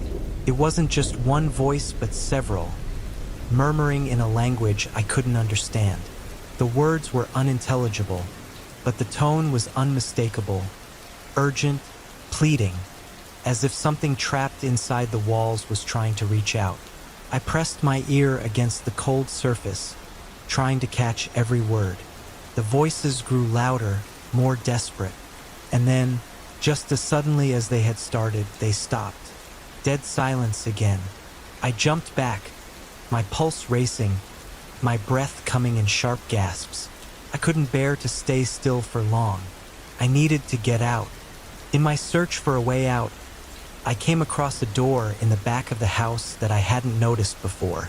It was tucked away in a corner, hidden behind a thick curtain. When I tried to open it, I was met with resistance. It was locked. But this time, I had the distinct feeling that it wasn't a simple physical lock. Something more sinister was keeping it shut. I tugged and pulled, but the door wouldn't budge. I could feel the house breathing around me, its walls pressing in as if they didn't want me to leave. I stepped back, surveying the room. There were no windows, no way to see outside. It was as though the house had swallowed me whole. Later that night, when I was sitting by the window in the front room, I saw something through the glass. A figure, someone standing outside. I blinked and rubbed my eyes, thinking it was just the stress getting to me. But when I looked again, the figure was still there, watching me through the window. It was a man, tall and thin, wearing a dark coat. I couldn't see his face, but I felt the weight of his gaze. It was like he knew exactly where I was, and he was waiting. I rushed to the door, hoping to confront him, but when I opened it, he was gone. I called out, but there was no answer. The night air was cold and still. It wasn't until I returned to the living room that I saw the message. "You need to leave now. This place is not what it seems." It was from the same mysterious number. The next morning, the host finally contacted me, but it wasn't through the app or a regular message. It was a letter, slipped under the door while I slept. It read, "You shouldn't have come. The house is changing. Leave while you still can. I am no longer in control." There was no signature, no indication of who had written it. My stomach dropped.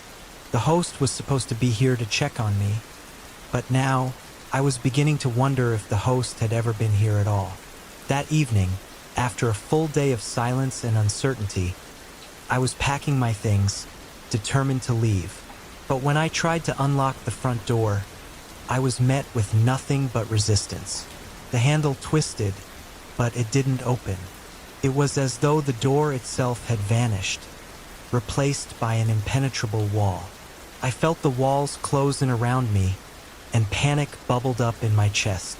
I tried to call for help, but my phone's signal had dropped to nothing. I couldn't even send a text message. The house was holding me prisoner. The night was dark and quiet when I heard it. A soft knock at the door. I hesitated, unsure of what to do. It was a sound that didn't belong in this house, this strange, shifting place. But the knock came again, louder this time. I moved cautiously toward the door, my heart racing. When I opened it, there was no one there. But at the doorstep, there was a suitcase. A brand new, unmarked suitcase.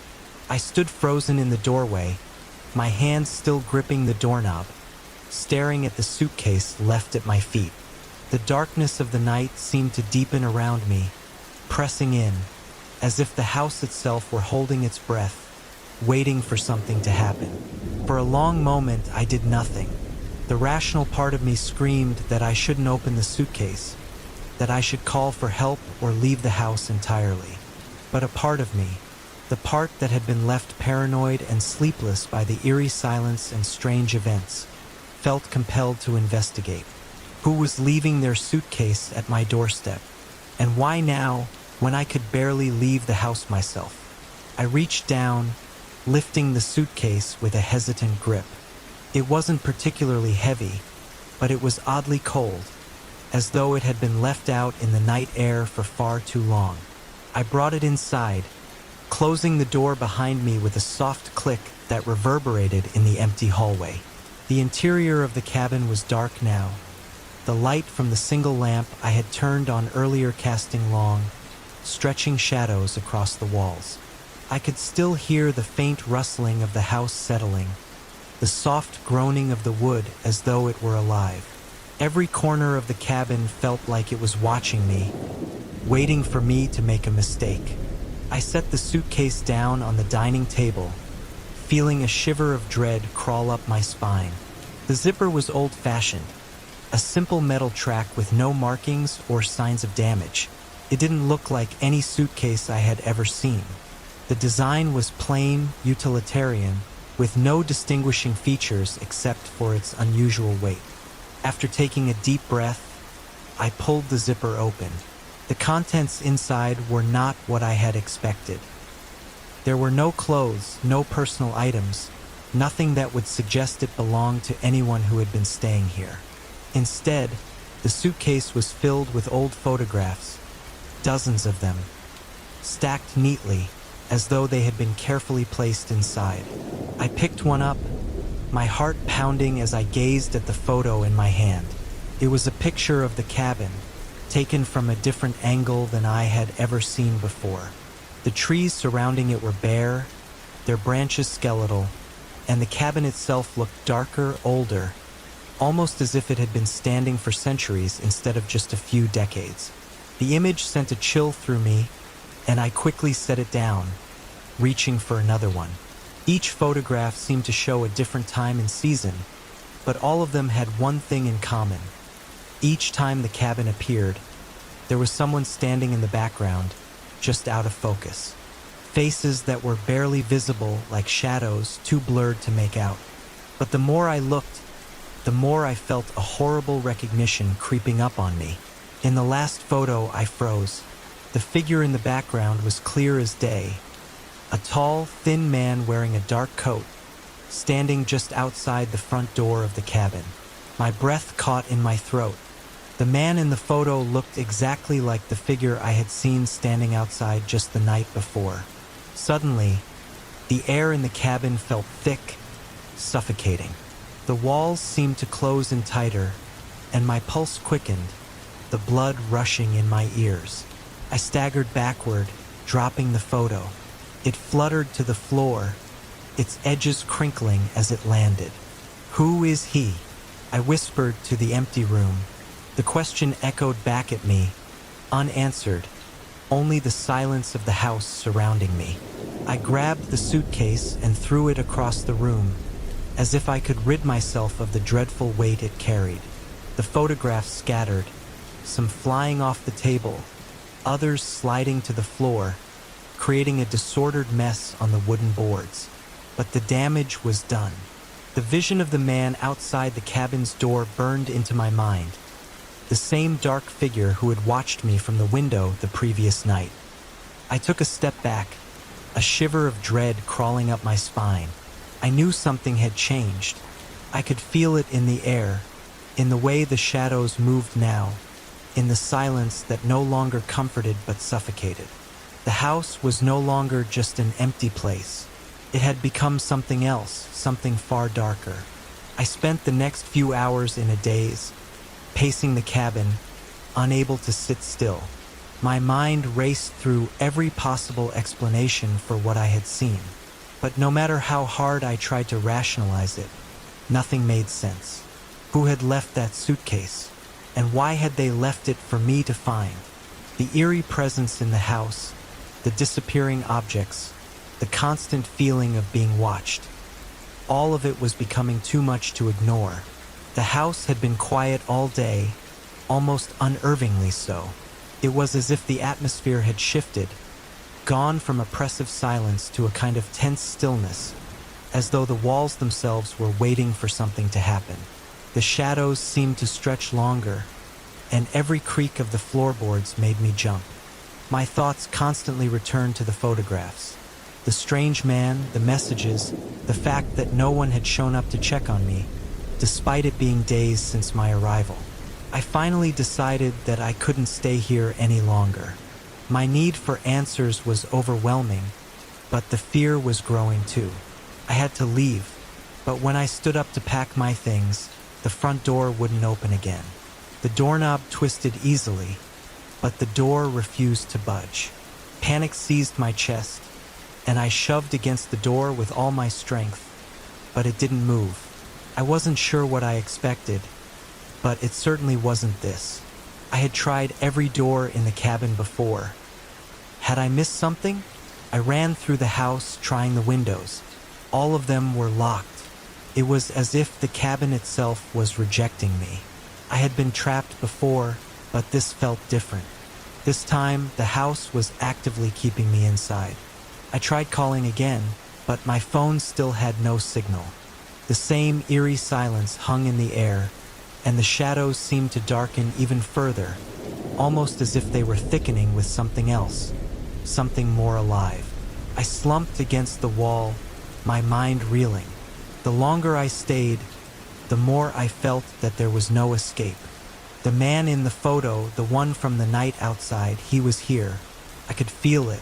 He had been here all along, watching, waiting. A sudden noise behind me made me whip around. The hallway was dark, but I could swear I saw something move in the shadows.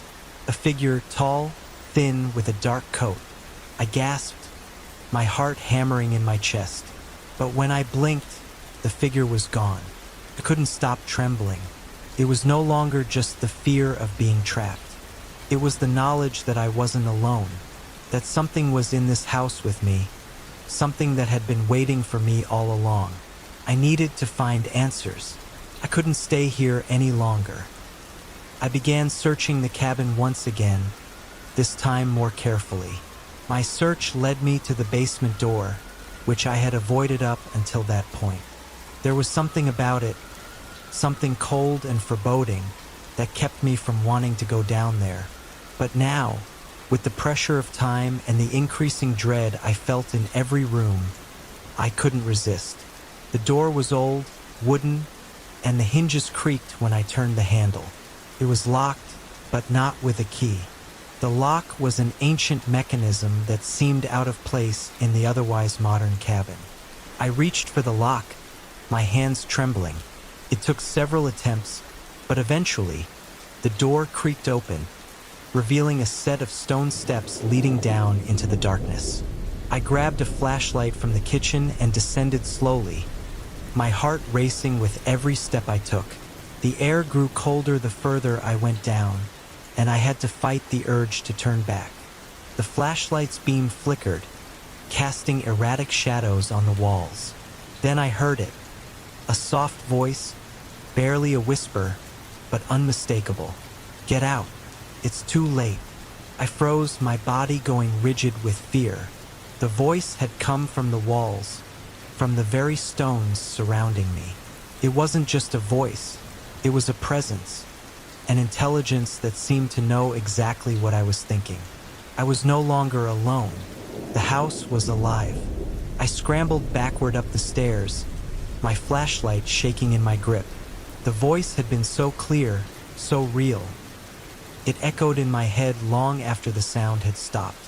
I ran back into the cabin, my mind racing. I couldn't ignore it anymore. The house, the man in the photos, the whispers in the walls, it was all connected. There was a reason this place felt wrong, and I needed to find out what it was. I turned to the bookcase in the corner of the living room, desperately searching through the shelves. Maybe there was something hidden here, something that would explain everything. And then, at the back of the shelf, I found it. A leather-bound journal, aged with time. I pulled it out, blowing the dust off the cover, and opened it to the first page. Asterisk, the house will take you. There is no escape. Asterisk. The words sent a chill down my spine, but I forced myself to read on. The journal detailed the history of the cabin, built long before anyone had ever stayed here, by a family that had disappeared mysteriously years ago. The previous owner had tried to sell the house, but no one had ever bought it. It had remained abandoned for years, until the Airbnb listing appeared. The journal's last entry was written in a shaky hand, almost as if the writer had been losing their grip on reality. Asterisk, it's too late for me. The house has taken me. It will take you too. Leave while you can. Asterisk. I slammed the journal shut, my mind reeling with the implications. The house, it wasn't just a building. It was a living thing with a will of its own. It was feeding on us, on those who stayed here. I was trapped, and I had no idea how to escape. I turned to the door once more, hoping against hope that it would open. But as I reached for the handle, I knew, deep down, that it wouldn't. The house had claimed me now, and there was no way out. I stood frozen in place, my hands still on the doorknob, and a cold sweat trickled down the back of my neck. The sense of being trapped, of being caught in the house's grip, seemed to intensify with every passing second. The walls felt like they were pressing in, the air thick with an oppressive weight that I couldn't shake. The floor creaked behind me, and I spun around, heart leaping into my throat. The house was shifting, groaning as though it were alive.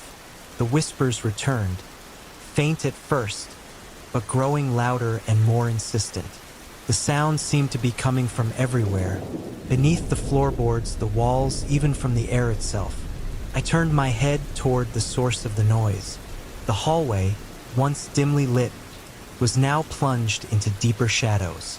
The flashlight in my hand flickered, casting erratic beams of light that seemed to bounce off the walls in a mocking dance. My breath caught in my throat when I saw it.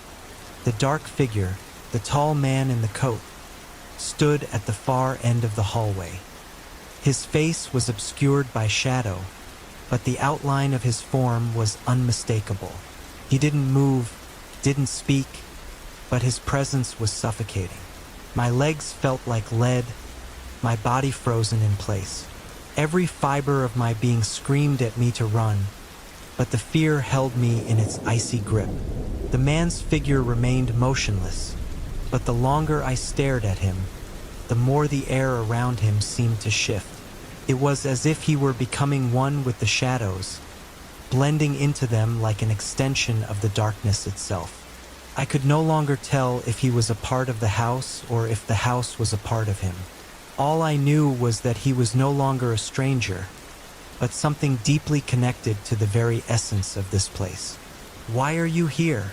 I whispered, my voice trembling.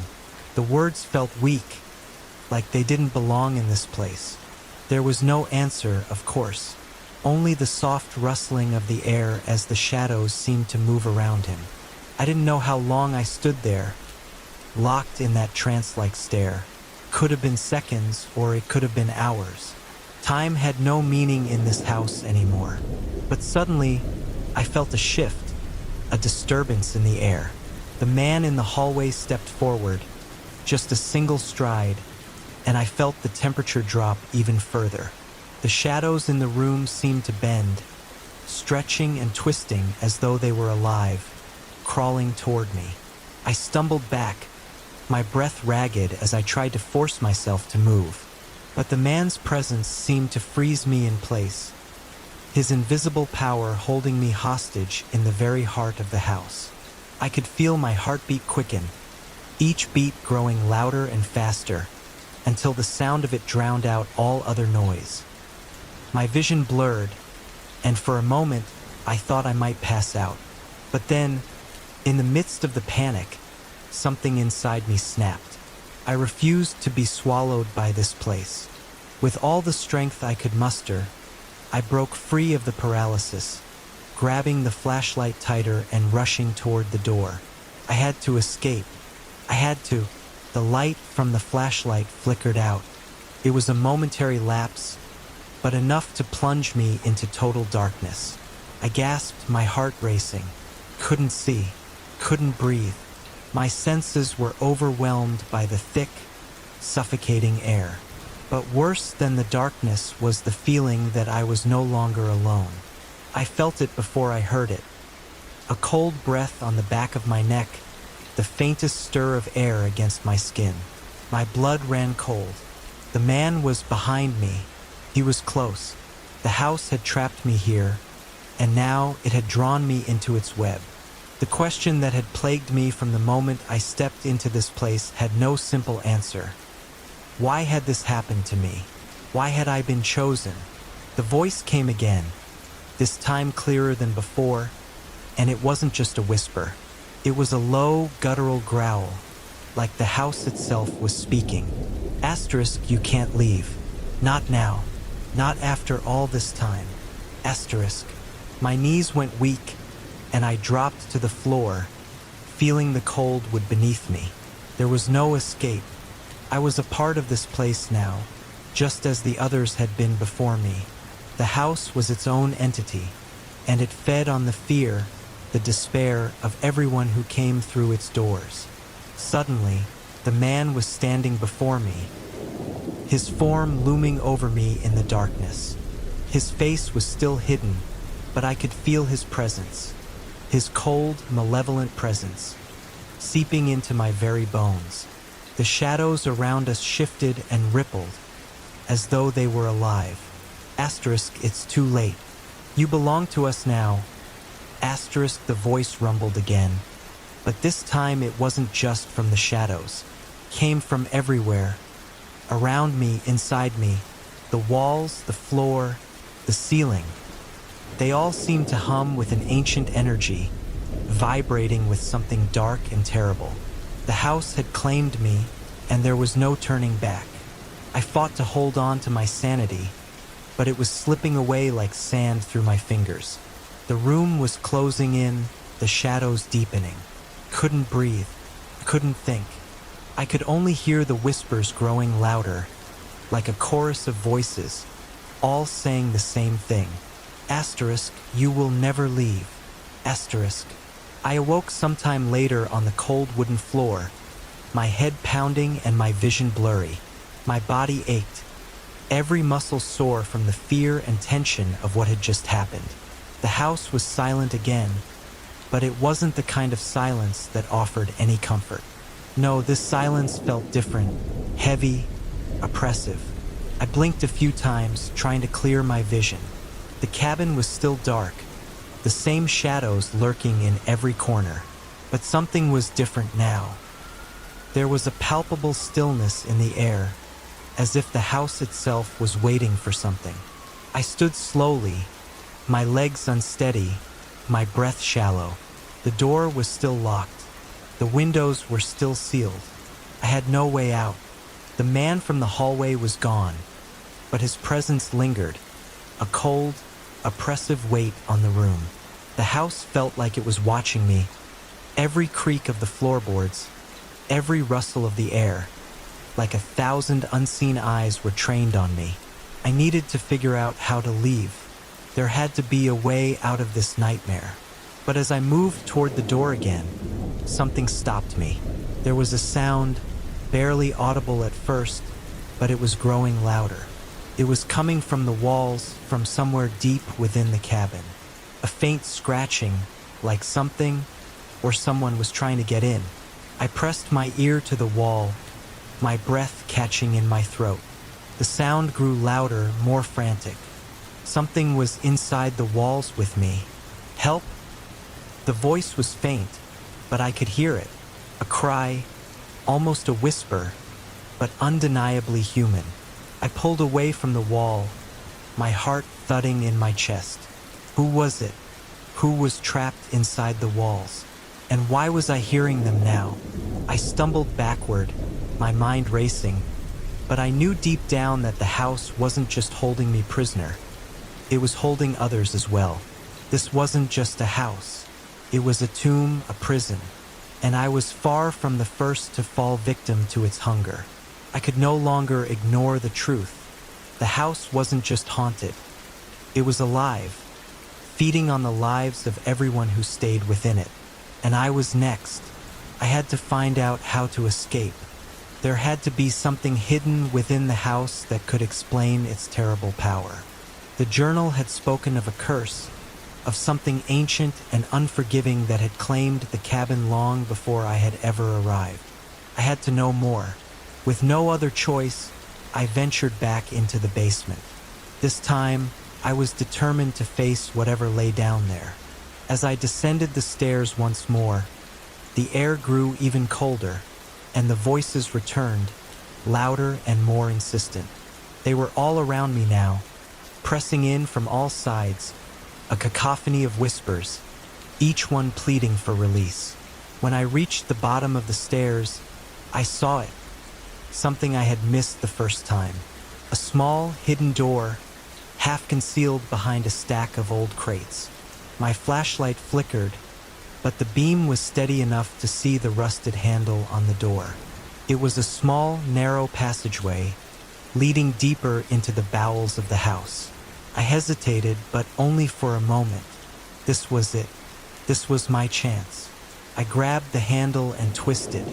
The door opened with a groan, and I stepped into the darkness beyond. I didn't know what I was expecting to find beyond that door, but it certainly wasn't what awaited me. The passage led to a room unlike any I had seen before.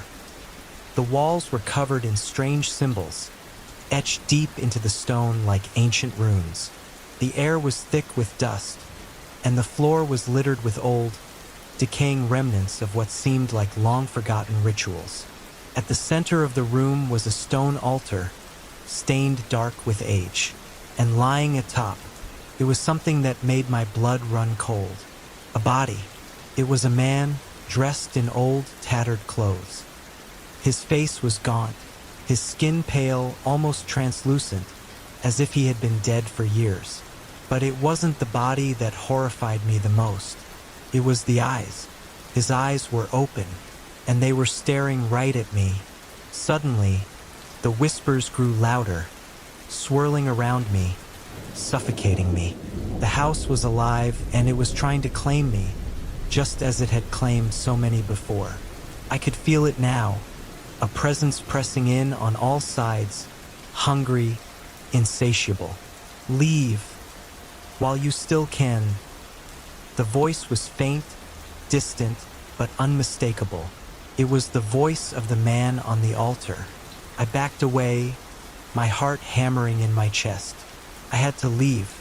I had to escape. But as I turned to run, the passageway behind me began to close, the walls shifting, the door slamming shut. The house was not going to let me go. Story 5. It's funny how the simplest decisions can end up changing your life in ways you never expect. Moving into that apartment was supposed to be a fresh start, an opportunity to escape the monotony of my small-town life, to experience something new in the big city. Little did I know, I was walking right into a mystery, a web of secrets that would leave me questioning everything. I had only been in the city for a few days when I found the listing. A 2-bedroom apartment, the rent was surprisingly affordable for the area. I had hoped to find a place on my own, but with the job I just started, I couldn't pass up the deal. The landlord had mentioned a roommate, someone already living there, but the details were vague. She had simply said, "She's very quiet, keeps to herself. You won't have any issues." I didn't think twice. I was desperate to move out of the sketchy hostel I had been staying in, and I was tired of the uninviting dorms that felt more like a prison than a home. I figured I'd get along with anyone. The day I arrived at the apartment, I was greeted by the landlord, a friendly older woman named Mrs. Parker. She showed me the place, explaining the layout and the quirky details of the apartment. It was a bit run down, sure, but the charm was undeniable. Hardwood floors that creaked when you walked, exposed brick walls, and large windows that let in plenty of light. It had character. The rent was a steal, and it felt like I had finally found my place in this bustling city. "And here's your roommate," Mrs. Parker said with a smile, stepping aside as a woman appeared in the doorway.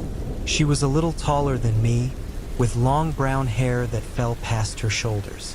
She wore a dark sweater, a loose pair of jeans, and a pair of worn sneakers. She looked, well, a little off, not in a bad way, but there was something about her that didn't seem quite right. Her face was pale, her eyes dark circles under them. She didn't smile when she saw me, just gave a small nod and a quiet, "Hey, this is Emily," Mrs. Parker introduced her. "Emily, this is Alex, your new roommate." "Hi," I said, extending a hand. Emily hesitated for a moment before shaking it, her grip light and almost hesitant. Her eyes didn't quite meet mine, but I chalked it up to shyness. Maybe she was just as nervous as I was about the new living arrangement. "I'll leave you two to get settled," Mrs. Parker said, giving me a final nod before walking out. The moment she left, Emily turned and walked back into the apartment without saying another word. I stood there, unsure of what to do. I had a million thoughts running through my head, but one thing was clear. This was going to be interesting. I dragged my suitcase into the living room and started unpacking. The apartment was spacious, with an open living area that connected to the kitchen.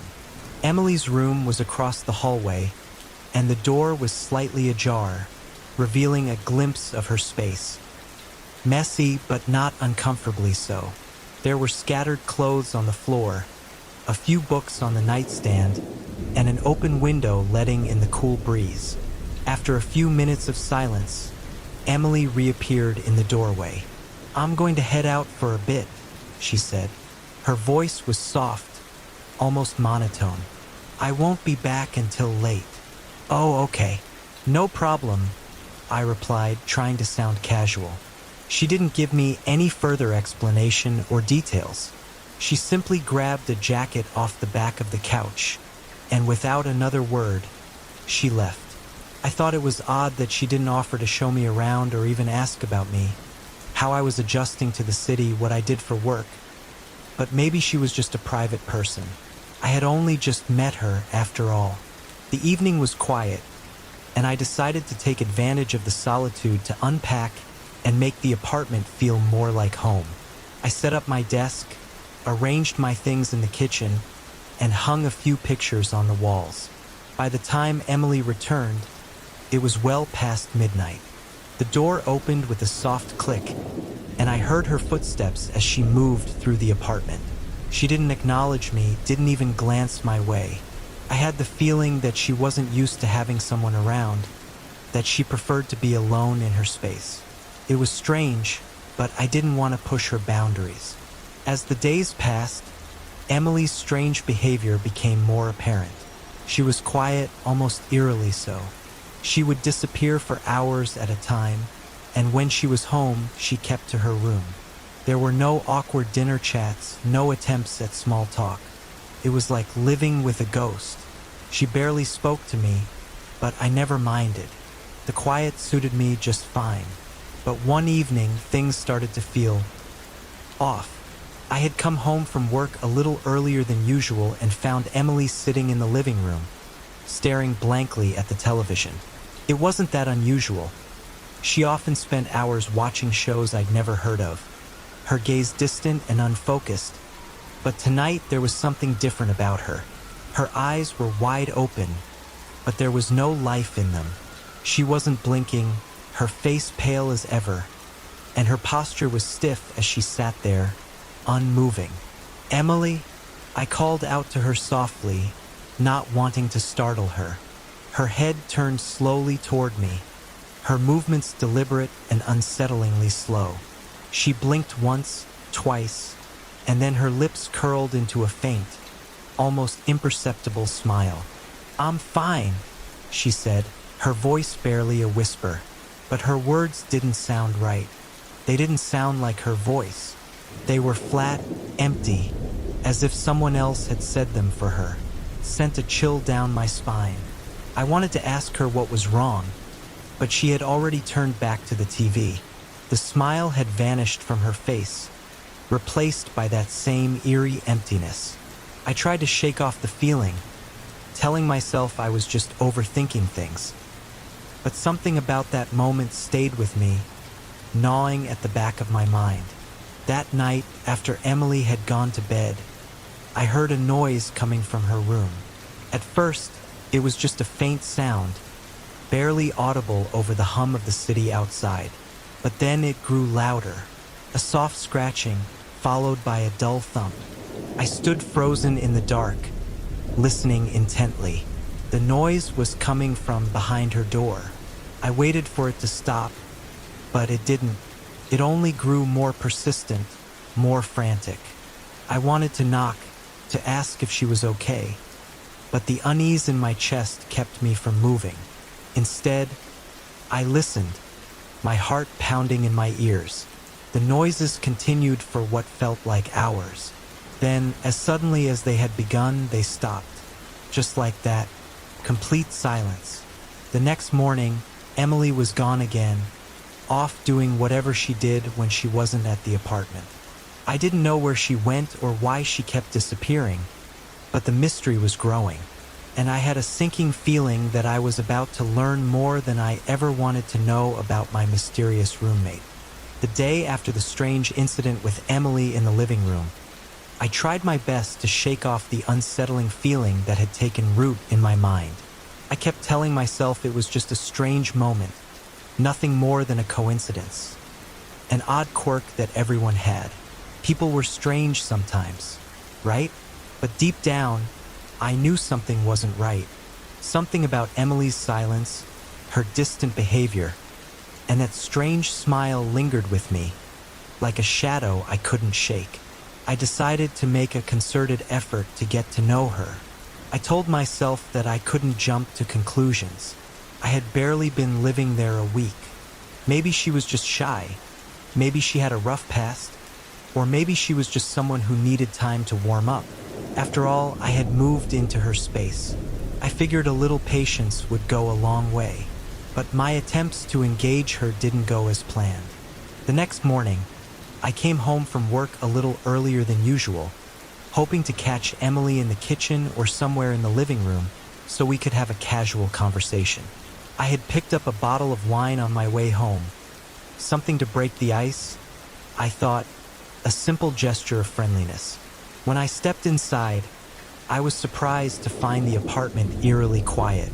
I checked her room. The door was ajar, the dim light from the hallway spilling into the room. Emily wasn't there. There was no sign of her at all, but I wasn't overly concerned. Maybe she had left for the day or had gone out with friends. She'd mentioned a few acquaintances before, though I didn't know many details. I set the wine bottle on the kitchen counter and busied myself with unpacking my lunch, though a feeling of unease still gnawed at me. It was too quiet, too still. The apartment had an almost lifeless atmosphere that day, and I couldn't ignore it any longer. Hours passed, and Emily still hadn't come home. By the time the sun dipped below the horizon, I started to worry. Was she okay? I hadn't heard from her since the night before, but as I turned to grab my phone to text her, I heard the front door creak open. "Emily?" I called out, stepping into the living room, my heart racing slightly. There was no response. The door had opened on its own, and when I glanced toward the hallway, I saw her silhouette, pale, distant, and silent, standing just outside her room. She didn't look at me. She didn't move. She just stood there in the shadows like a ghost. I felt a sudden, sharp pang of anxiety. "Emily, is everything okay?" I asked again, more hesitantly this time. She didn't answer. She simply stood there, as still as a statue, her eyes unfocused. Her clothes were rumpled, as though she'd been in a struggle or had been lying down for an extended period. It was an odd sight, but I didn't know how to interpret it. Maybe she was just tired, or maybe something else was going on. "Do you want to talk about it?" I offered, trying to sound casual despite the rising tension in my voice. She blinked slowly, then raised her hand to her face, rubbing her eyes as if she were trying to wake up from a deep slumber. And then, finally, she spoke, her voice soft, strained. I don't know what's happening anymore." I froze. It wasn't what I expected her to say. The words sounded odd, disjointed, like she wasn't entirely present. "What do you mean?" I asked, my voice cautious. I don't belong here," she whispered, her tone barely audible. Her gaze shifted toward the hallway, not looking at anything in particular, but her eyes darted about, as if someone was watching her. "Emily?" I said gently, stepping closer. "What's going on? Talk to me. Is something wrong?" She didn't respond right away. Her lips trembled slightly, and for a moment, I thought she might cry, but then her eyes snapped back to me with sudden clarity. There was something almost cold in her gaze. "I need to go," she said, as if the decision had been made for her. "I can't stay here anymore. I'm sorry." Before I could even respond, she turned and disappeared into her room, closing the door behind her with an unsettling finality. The click of the latch sounded like a distant echo in the empty apartment. I stood there, stunned. What had just happened? What did she mean by all that? None of it made sense. Her behavior was getting more bizarre by the day, and I couldn't help but feel like something was deeply wrong. Not just with her, but with this apartment as well. It had been a few hours since Emily had shut herself in her room, and the house was now more still than ever. The usual city noise was muffled from the inside, as though the building itself was holding its breath, waiting for something to happen. I found myself standing in the hallway again, staring at her door, wondering if I should knock or if it was better to leave her alone. That's when I heard it, a faint tapping, coming from the far corner of the apartment, where the walls seemed darker, shadowed. It was too faint to be footsteps, but it was deliberate, rhythmic. And as much as I tried to convince myself it was just my imagination, I couldn't ignore the chill that crept down my spine. I turned toward the sound, and though the hallway was still lit, the shadows seemed to stretch further than before. There was a corner of the hallway near the bathroom where the darkness always seemed more oppressive, as if something was waiting in the dark corners of the room, waiting to be noticed. The tapping grew louder. It was coming from behind the walls. I quickly glanced back toward Emily's door. She hadn't come out, and the apartment felt more empty than ever. Every instinct told me to ignore the noise and retreat to my room, but I couldn't help myself. I had to know what was causing it. I stepped toward the corner of the hallway, holding my breath, listening intently. The noise was unmistakable now, a dull thud, followed by soft scraping. As I leaned in closer, I could hear it more clearly. Something was trying to get out. I stepped back, my heart thumping in my chest, and nearly stumbled over my own feet. My mind raced. Was Emily involved in this? Could it be her?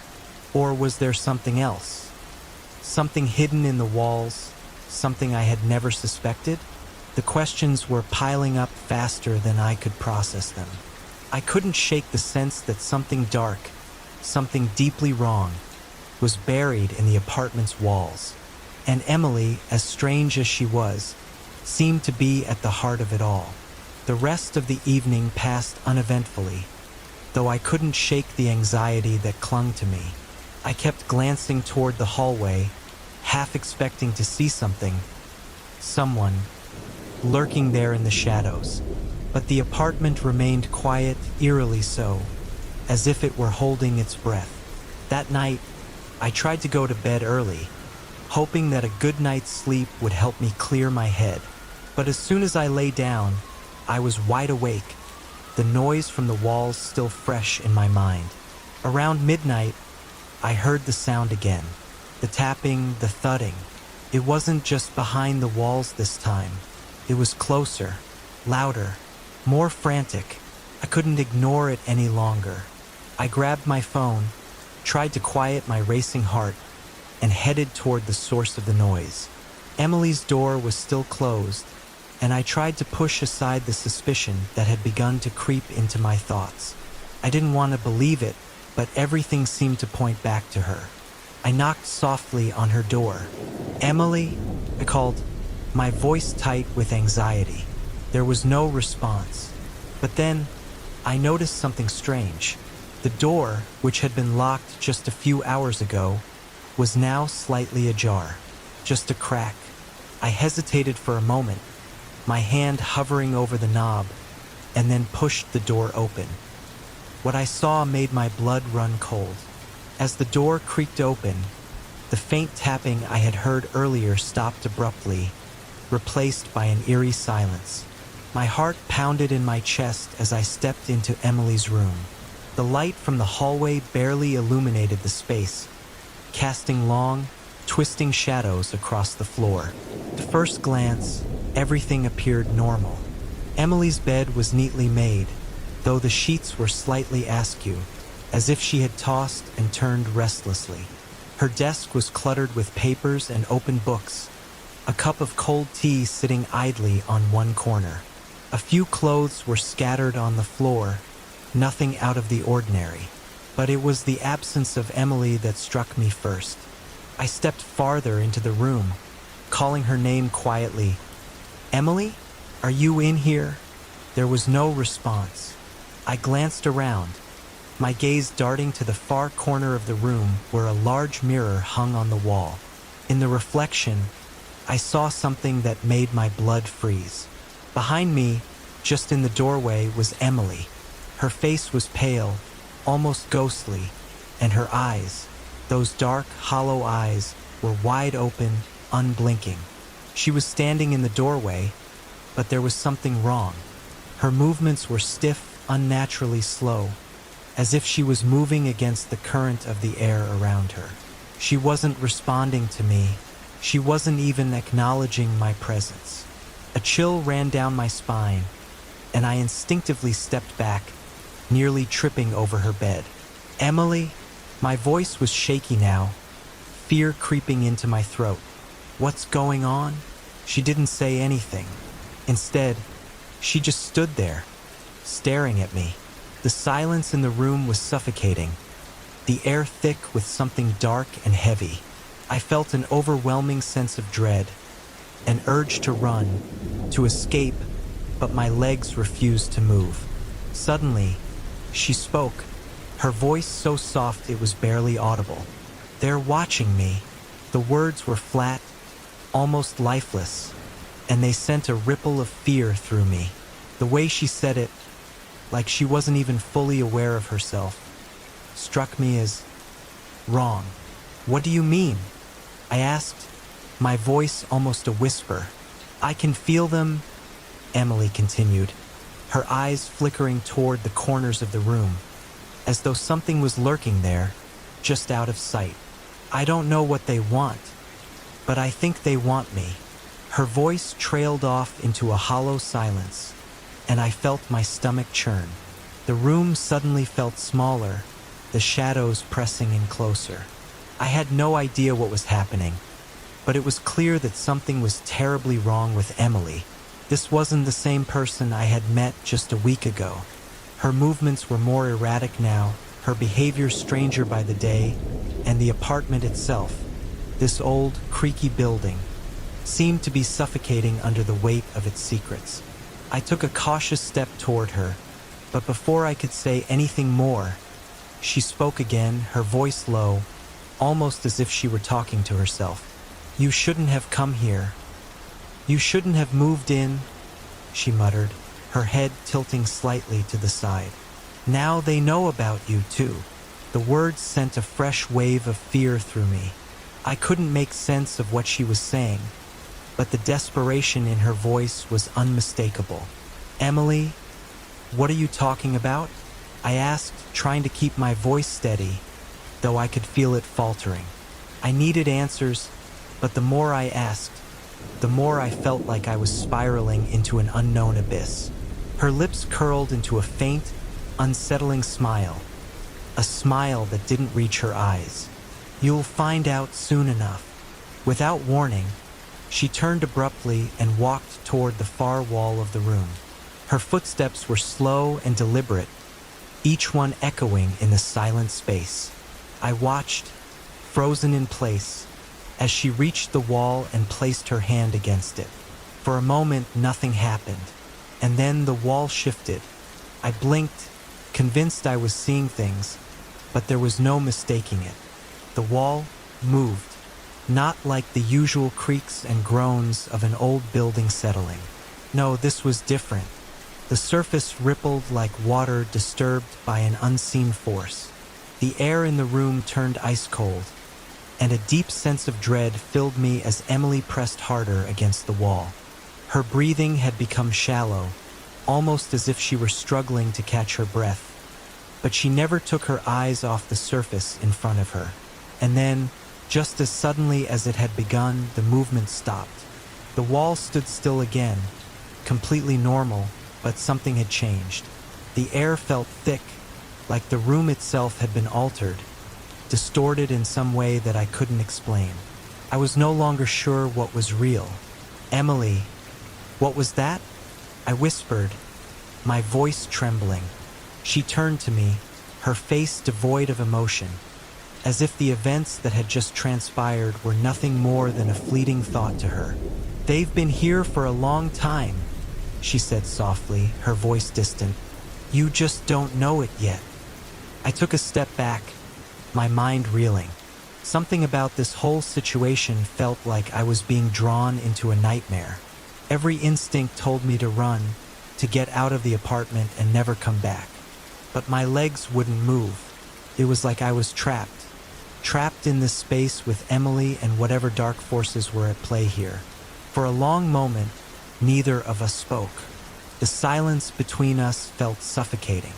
I could feel the weight of the apartment pressing down on me, like it was holding its breath, waiting for something to happen. Then, Emily spoke again, her voice quieter this time, almost as if she were confessing something she hadn't meant to say aloud. "I can feel them watching me. I don't know where they came from, but they're here. They're always here." Her words lingered in the air, hanging like a cloud of dread.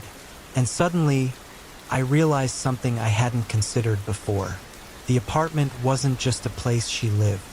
It was a prison, and I was trapped in it too. The following days passed in a blur. I tried to focus on work, on the routines that once felt familiar, but everything had changed. Emily's strange behavior became even more erratic. She no longer left the apartment for long periods. Instead, she would sit for hours in her room, sometimes staring at nothing, sometimes murmuring to herself. When she did speak, it was always in that flat, monotone voice, as though she were detached from the world around her. I didn't know what to do. Every time I tried to talk to her, she would either ignore me or respond with cryptic words that made no sense. The atmosphere in the apartment grew heavier, more oppressive. I started to notice things in the apartment that I hadn't before, things that felt wrong. One evening, I was in the kitchen preparing dinner when I heard Emily's voice again, echoing through the hallway. She was speaking, but this time her words sounded different. They were frantic, sharp. "I have to stop it. I have to make them stop."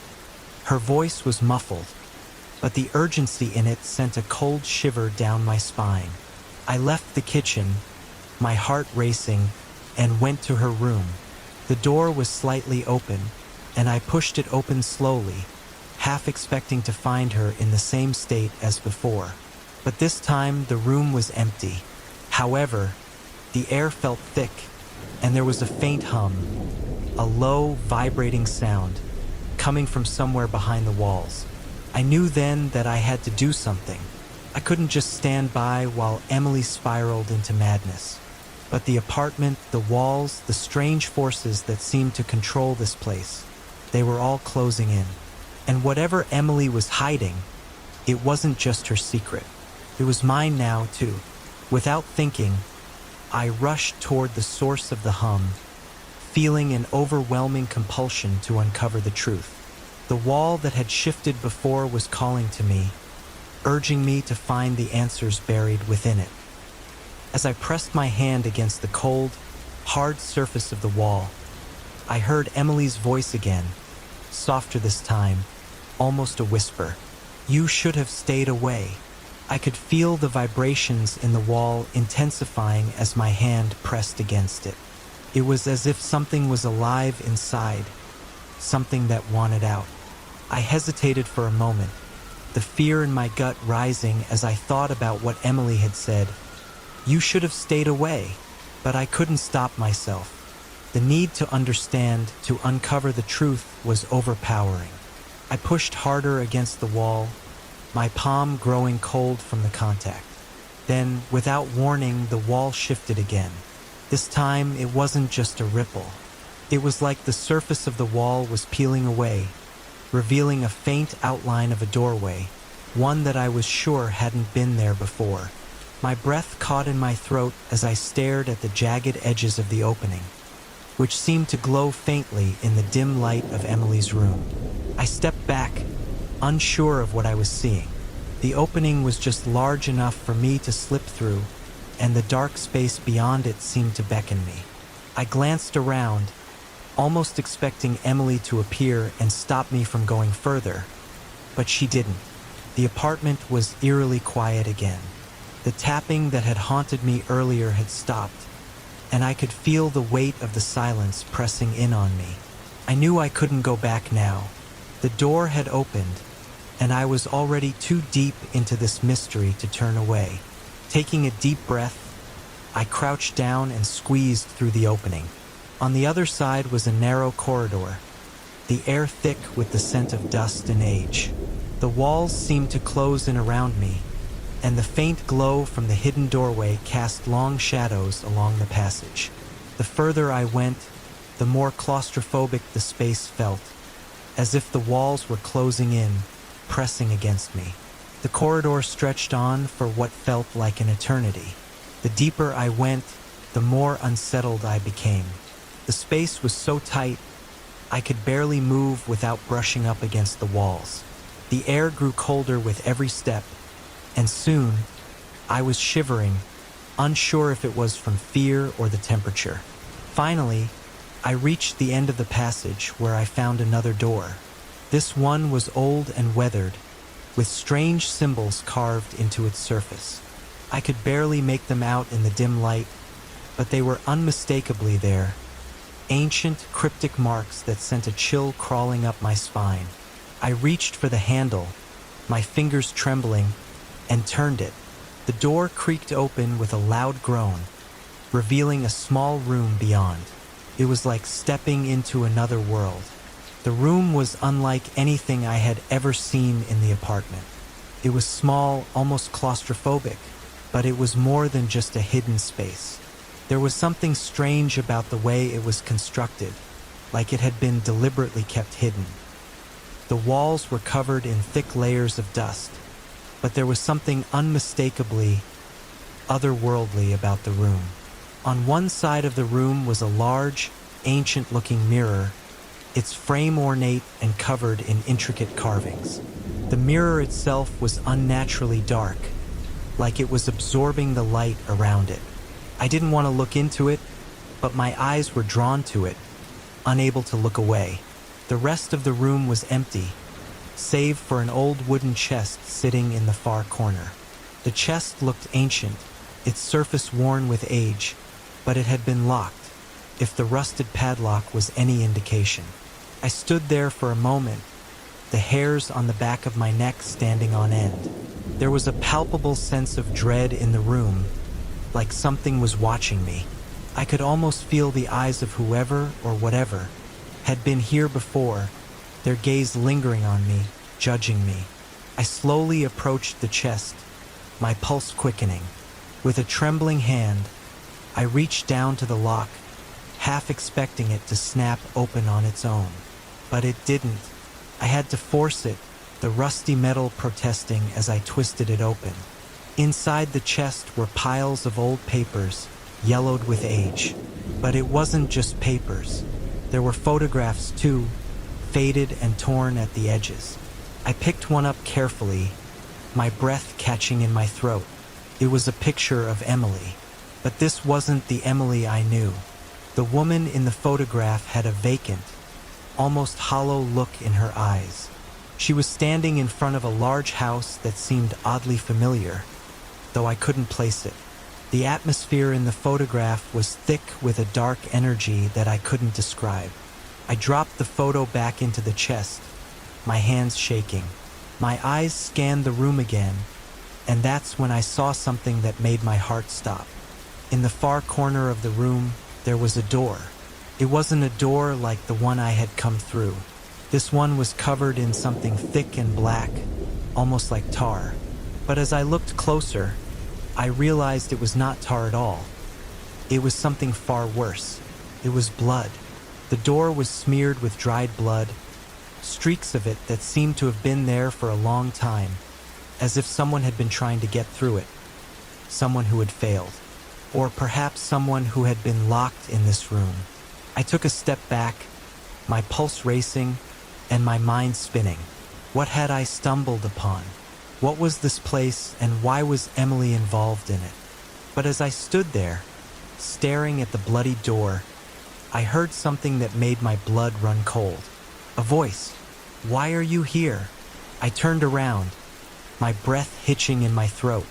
I had been alone in the room, at least I thought I had been. But standing in the doorway, staring at me with those same hollow eyes, was Emily. Her face was pale, almost ghostly, and she looked different somehow, distant, like she wasn't really there at all. She didn't move. She didn't speak. She just stood there, watching me. Her eyes filled with something dark and unknowable. I didn't know what to do. I didn't know whether to run or to confront her. But I knew one thing for certain. The truth was something far more horrifying than I had ever imagined. I stood frozen, staring at Emily, unable to speak. Her presence felt suffocating, as if she had always been part of this place, part of whatever dark force haunted this apartment. She didn't look like the girl I had met when I first moved in. This wasn't Emily. This was something else. Her eyes flickered toward the chest and then back to me, and for a brief moment, I thought I saw something like recognition in her expression. But it was fleeting, replaced almost instantly by the cold emptiness that had overtaken her. "Do you understand now?" she asked, her voice barely a whisper, as though the words were being pulled from her unwillingly. I shook my head, my throat dry. "Understand what?" Her lips curved into a faint smile, but it was far from comforting. "You should have stayed away," she repeated, her voice thick with sorrow and regret. "But you couldn't resist, could you? You had to know the truth." "Emily," I said, my voice cracking, "what is this place? What's going on? What happened to you?" She didn't answer at first. Instead, she took a step forward, her gaze never leaving mine. As she stepped closer, the shadows seemed to shift around her, like they were alive, wrapping themselves around her form. "I was never supposed to leave," she said, her voice almost mechanical. "They brought me here to keep me contained, to keep us contained." I stared at her, trying to make sense of her words. "Us, not just me," she whispered, her voice barely audible now. "There are more of us trapped, and now so are you." I felt a shiver of cold creep down my spine. "What do you mean?" I managed to ask, my throat tight with fear. "You've been chosen," she said simply, "chosen to stay." And before I could ask her what that meant, the room began to shift. The walls seemed to close in, the space growing smaller and smaller until it felt like the air itself was choking me. I could see Emily's face now, clearer than ever, but it was changing, twisting, distorting, like she was no longer human. She was becoming something else, something darker. Suddenly, I understood. The apartment wasn't just haunted, it was a prison. And I wasn't just stuck in a strange living situation. I was trapped in a nightmare, one that had been waiting for me all along. The walls around me seemed to pulse, the air thick with an unseen pressure that made it difficult to breathe. Emily's form twisted in and out of focus, her face shifting like a reflection on water disturbed by an unseen hand. I couldn't tell if she was real anymore, if any of this was real. Her hollow eyes bore into mine, and I could feel a coldness radiating from her, a presence that felt ancient and malevolent. "Chosen?" she repeated, her voice echoing in my mind, drowning out all other thoughts. "It has always been this way. The apartment claims them one by one. You're not the first." I tried to step back, but my legs felt heavy, like I was wading through thick mud. Panic surged through me, and I felt the overwhelming urge to escape. But the space was closing in. The narrow passageway, the secret door, the blood-stained threshold. All of it was a trap, a cage that had been set long before I ever stepped foot inside. I glanced around desperately, but the room was no longer the same. The walls were stretching, distorting, like they were breathing, like they were alive. The wooden floor creaked beneath me, the shadows deepening, taking on forms I couldn't explain.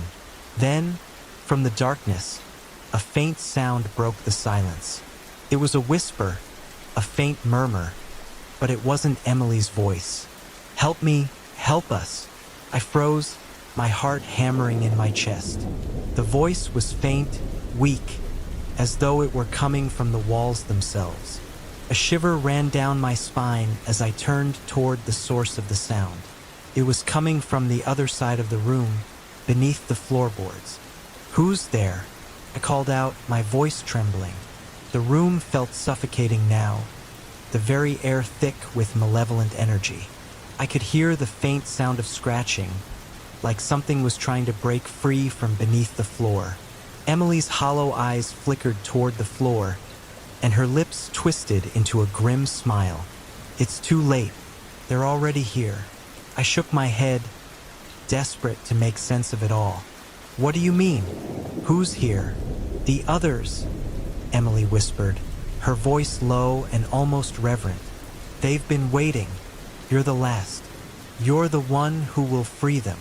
The words didn't make sense, but I felt the weight of their meaning pressing down on me. My mind raced, my pulse quickening as the room seemed to close in further. I couldn't stay here. I couldn't listen to this anymore. I had to get out. I turned toward the doorway, but as I moved, I noticed something that froze me in my tracks. The walls, the ceiling, they were moving. The apartment was shifting. The space I had entered was not just an empty room. It was alive, twisting and contorting, as if it were a living organism. The passageway behind me was no longer there, and the doorway I had come through had vanished. There was no escape. The whispers grew louder, the voices of the trapped souls surrounding me, filling the room with their sorrowful wails. I could feel their presence, like 1,000 unseen hands reaching out to touch me, to pull me into the darkness. "Please," one of the voices whispered, pleading, "help us." I dropped to my knees, overwhelmed by the cacophony of voices. My mind was spinning, the walls of reality and nightmare blurring together. I couldn't breathe, couldn't think, couldn't escape the oppressive presence that seemed to close in from all sides. And then, in the midst of the chaos, a new voice spoke. One that was familiar, one that I recognized. It was Emily's. "Do you see now?" she asked, her voice trembling with sorrow. "This is where we all end up. This is where we belong." I looked up at her, but her face was no longer hers. It had changed, twisted into something unrecognizable, her features distorted by some unseen force. Her eyes, once hollow, now gleamed with a cold, otherworldly light. She wasn't just trapped here. She had become part of it. A sudden, sharp noise echoed through the room, like a door slamming shut, and I turned to see the blood-stained door once again. But this time it was opening, slowly, creaking on its hinges, as if something or someone was pushing it from the other side. I backed away, but my legs felt weak, unsteady. Couldn't run. I couldn't move fast enough. The door opened fully, and a figure stepped through. It was a man, his face obscured by shadows. He was tall and thin, dressed in tattered clothes that looked centuries old. His eyes were wide, hollow, empty, and he was smiling. The figure took a slow, deliberate step forward, and I felt an icy chill fill the room. His smile grew wider, more twisted, as if he had been waiting for me. I wanted to scream, to run, but the words caught in my throat. My body was frozen, paralyzed by the terror that seemed to radiate from the man. I could feel his gaze like a weight pressing down on me. "Welcome," the man said, his voice smooth and cold. "Welcome to the family." I couldn't move.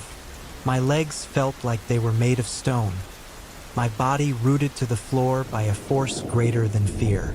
The man, if he could even be called that, stepped further into the room, his movements unervingly slow. His smile never wavered, and with each step he took, the air seemed to grow colder, heavier. Behind him, the blood-stained door slowly creaked closed, and the room grew darker. The shadows on the walls stretched, reaching out like hands, curling toward the figure. The faint whispers that had filled the space now grew louder, more distinct. I could hear the voices of the others, of the souls trapped here, of those who had come before me. "Who are you?" I managed to choke out, my voice trembling, though I couldn't stop myself from speaking. My gaze was fixed on the figure, but my mind was racing, scrambling for any shred of sense in the chaos that surrounded me. He stopped in front of me, the darkness around him swirling like smoke. His smile never faltered, his eyes gleaming with an unsettling light. There was something ancient in them, something that went beyond the physical world, beyond time itself. "I am one of the first," he said, his voice smooth like ice. "The first of many. But you are special." I couldn't speak, couldn't even move. The weight of his gaze was unbearable, like a physical force pressing down on me. "Emily?" I whispered, glancing at her, but she stood motionless in the corner of the room, her eyes empty, her body unmoving. The man chuckled, the sound low and mocking. "She is just like you now, just like all of us, trapped in this place. A place where time bends, where memories are lost. A place where you will never leave." The words hit me like a physical blow, and I felt a cold chill creeping up my spine. I had known that something was wrong with this apartment, with Emily, but I had never imagined the truth would be so overwhelming. "The apartment," the man continued, stepping closer, his face now inches from mine. "It is a prison, and it will never let you go. You are one of us now. Welcome to your new home." His words echoed in my ears, louder than the whispers of the others, louder than the beating of my heart. The room seemed to close in on me, the walls pressing against me, suffocating me. And just as I thought I couldn't bear it anymore, Emily's voice broke through the haze. "You can't escape," she whispered, her voice hoarse, like it was forced from her. "None of us can." And just like that, I understood. I was never meant to leave. Not now. Not ever. The room closed in even tighter, the walls pressing against me like the grip of some invisible hand. I could feel my breath quickening, the air growing thin and cold, almost suffocating. I tried to move, tried to run, but my legs wouldn't obey. It was as if the very space I was trapped in had a life of its own, a dark, oppressive force that kept me anchored in place. The man's smile remained, his pale eyes gleaming with an almost sickening satisfaction. Emily, still standing motionless in the corner, had turned her gaze toward me, her eyes empty, distant, and cold. I tried again to speak, to ask him what the hell was going on, but the words died in my throat. I could feel the pressure building, not just in the room but in my chest as well. I was drowning in this place, suffocated by it. "You see," the man said, his voice soft and calm, almost soothing, "this is not just a place, it's a trap. A place for souls, lost souls, like yours and mine, like Emily's, and now like hers." He gestured toward the silent Dublon. His words hit me with the weight of a hammer, sending shockwaves through my mind. I had suspected something was wrong with Emily's apartment from the very start, but I had no idea it would be like this. A trap? Prison? For how long had this place been set up like this? The whispers grew louder, almost deafening. They surrounded me, filled my ears, filled my mind, until I couldn't tell if they were coming from the walls, the air, or from the very core of my being. These voices, they were desperate, begging, pleading for something. Why? I managed to force out, my voice weak but filled with a pleading note. "Why is this happening? Why us?" The man stepped closer, his eyes gleaming brighter with each word he spoke. Because it was always meant to be this way. This place, it feeds on fear, on desperation. It draws in the weak, the curious, those who are searching for something more. And once you're in, you're never really out. His gaze flicked toward Emily, and for the briefest moment, something like sadness passed over his face. We were all drawn here, all of us. We were chosen. Some of us resisted, some didn't. The room around me shifted again, the shadows deepening. I could feel the weight of the words hanging in the air, suffocating me. You weren't supposed to come, Emily said, her voice faint and hollow. We didn't mean to bring you here, but you've seen it now. You've seen too much. You can't leave. I turned to look at her, my heart pounding in my chest. She was no longer the person I had known, if she ever had been. Whatever had taken hold of her, whatever had changed her, had done the same to the others before me. And now it was my turn. You're wrong, I said, my voice shaky but determined. I'm not staying here. I'm not like you. The man laughed, the sound echoing through the room like the reverberation of some twisted bell. You don't understand. You never did. None of us had a choice, and neither do you. He reached out then, his long fingers brushing against my cheek, cold as death itself. I tried to pull away, but it was like his touch had a weight to it, like it was pulling me deeper into the darkness. His grip tightened, and I felt the coldness of his presence seeping into my very soul. We were chosen, but we are also contained, bound here by the very forces that haunt this place. The truth is, none of us can leave. We can only fade away or become part of the walls, the floor, the shadows. Forever. The air grew even colder, the darkness pressing in like a thick, oppressive fog.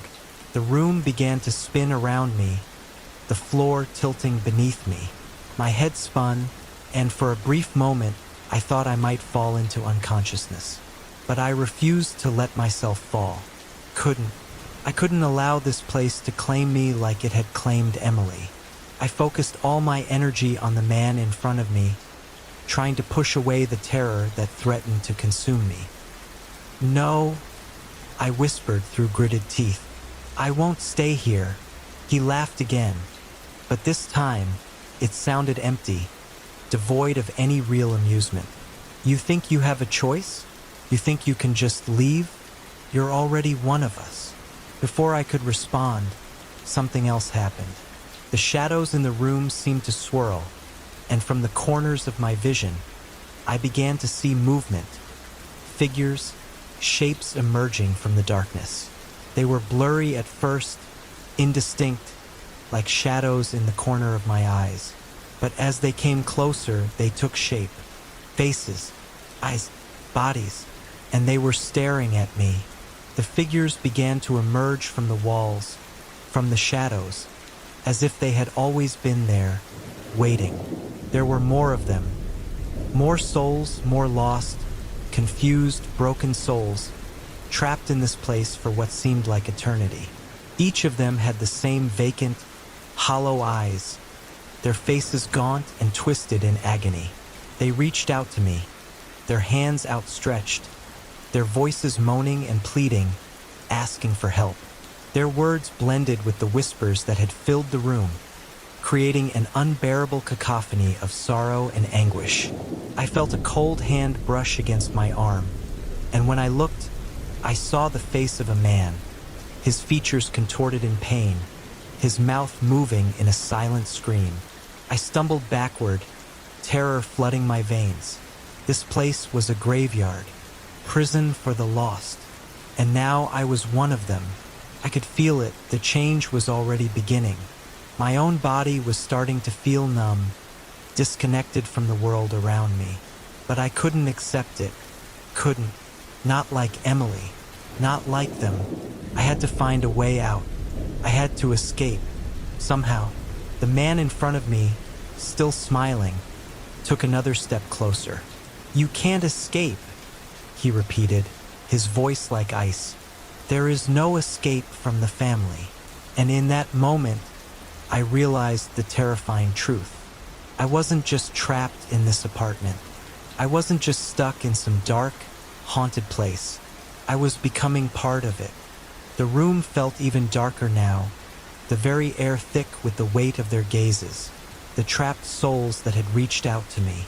I could feel them pressing against me, their hands cold and insistent, like they were trying to pull me into the shadows, to claim me as one of their own. I fought it, though every part of me wanted to break down and give in. Couldn't. I wouldn't. I had to find a way to break free. But the walls, they were closing in. The air was so cold, so thick, that it felt like I was suffocating. The whispers, the voices of the others, had grown louder, filling the room, filling my mind, drowning out all other thoughts. Their pleas were becoming frantic. "Please," one voice cried out. "You have to help us." But I couldn't help them, not yet. Not until I understood what was really going on. The man's smile remained, but there was something almost pitying in it now. "You're still fighting it," he said, his voice low and almost regretful. "But it's useless. You're already here, and you'll stay here."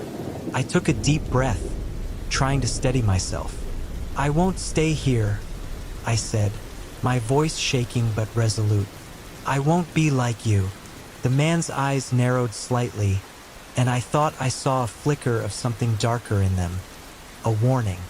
"You can't fight it forever," he said, his voice chilling. "Eventually you will understand. This place is a part of you now. It's always been." I swallowed hard, the weight of his words sinking deep into my bones. But I couldn't give in. I couldn't let this place consume me. Not yet. The room seemed to shift again, the walls breathing in time with my heartbeat, pulsing with an eerie rhythm. The temperature had dropped further, making my breath visible in the air. My skin prickled, 1,000 tiny shivers running up my spine. The shadows around me deepened, twisting into shapes that seemed to move just beyond the edge of my vision. I could feel their presence, like fingers reaching out, tugging at my thoughts, pulling me deeper into this nightmare. I was running out of time. The man, no, the creature, who had welcomed me to my new prison was still smiling, that unnerving, too-wide grin spreading across his face. He didn't need to say anything more. The look in his eyes told me everything. There was no way out. "You're one of us now," he repeated almost gently, as though trying to reassure me. "The sooner you accept it, the easier it will be." I shook my head violently. No, I couldn't accept this. This wasn't my fate. I refused to become one of these hollow-eyed, lost souls, doomed to wander these cursed halls for eternity. I'd heard their whispers, their cries for help. They wanted to escape. I wasn't like them. Not yet. "Leave me alone," I spat, though my voice trembled with fear. I took a step back, my body screaming for me to run, but I couldn't move any faster. My legs felt heavy, like they were glued to the floor, weighed down by some unseen force. The pressure in the room was unbearable. But the man didn't move toward me. Instead, his smile faded into something more sinister, as if he were contemplating my resistance. The shadows around him seemed to twitch, as if alive, following his every move. The atmosphere was thick with anticipation. "You think you can fight it, don't you?" he said softly, almost with pity. "You think you can run, but you can't. You're already marked." My breath hitched. I looked down at my hands, almost expecting to see some dark mark appear, a brand that would seal my fate. But there was nothing. I was still the same person I had been when I walked into this apartment. Or at least I thought I was. But then, something shifted. It started as a subtle sensation, a crawling feeling, like something was writhing beneath my skin. I flexed my fingers, feeling an odd numbness spreading up my arms. The sensation was spreading, creeping through my veins like ice, moving deeper into my bones. "No!" I whispered, panic beginning to build in my chest. "You feel it now," the man said, his voice filled with dark satisfaction. "It's already beginning. You're becoming part of this place, just like the others. It doesn't take long. It's in the walls, in the air, in the very essence of this cursed apartment. It's a part of you now. I could feel it, something ancient, something wrong, seeping into my very being. The coldness was no longer just in the air. It was inside me, threading through my veins like ice. I staggered backward, my body shaking uncontrollably. It felt as though my muscles were turning to stone, my joints locking up, my mind fighting to stay awake, to stay sane. But the whispers, they grew louder, louder than the pounding of my heart. They were coming from everywhere now, from the walls, from the shadows, from inside my mind. "Help us," one voice whispered. "Please, get out," another murmured, followed by the sound of a heavy breath. "Escape," came a third, this one desperate, pleading. But how could I help them? How could I escape when I could barely keep myself together? The man's eyes gleamed, and I could hear the faintest echo of his laughter in my ears, like a distant, hollow sound. It was the sound of victory, his victory. "You see," he said softly, as if explaining a simple truth. "This is how it happens. The longer you resist, the longer you fight, the deeper it sinks into you. It becomes a part of your soul. You can't outrun it. You can't escape. It owns you now." "No," I whispered again, my throat tight with terror. "No, I won't let it." But the words felt hollow even to me. My resolve was crumbling. The coldness in my body was creeping higher, spreading, crawling beneath my skin like a dark wave. The apartment had claimed me just like it had claimed Emily, just like it had claimed all of them. I could feel myself changing, becoming something else, something not quite human anymore. The shadows in the room moved again, this time with purpose, crawling across the floor and up the walls, stretching toward me like hungry fingers. I could feel them, could almost hear them whispering, as though they were alive. "I told you," the man said, his voice low and ominous. "You don't leave here, not unless the apartment decides you're ready. But you'll never be ready, not once it's inside you." I closed my eyes, trying to block out the whispering, the voices, the cold that was overtaking me. But no matter how hard I tried, it was impossible. It was everywhere, inside me, around me, all-consuming. And then, just as I felt my body begin to give in, as I felt myself sinking into the same numbness that had overtaken Emily and the others, I heard something else, something different. A knock. It was faint at first, a soft tap against the door, but it was a sound that didn't belong. No one had come to this apartment. No one had ever come to rescue us. The man turned toward the door, his smile faltering for just a moment, and I saw a flicker of uncertainty in his eyes. "Who's there?" I gasped, the words slipping from my lips before I could stop them. Was this a trick? A part of the apartment's twisted game? The knock came again, louder this time, and I could hear the faintest murmur of a voice from the other side of the door. A voice that was somehow familiar, though I couldn't place it. "Please, open the door." My heart raced. Who was it?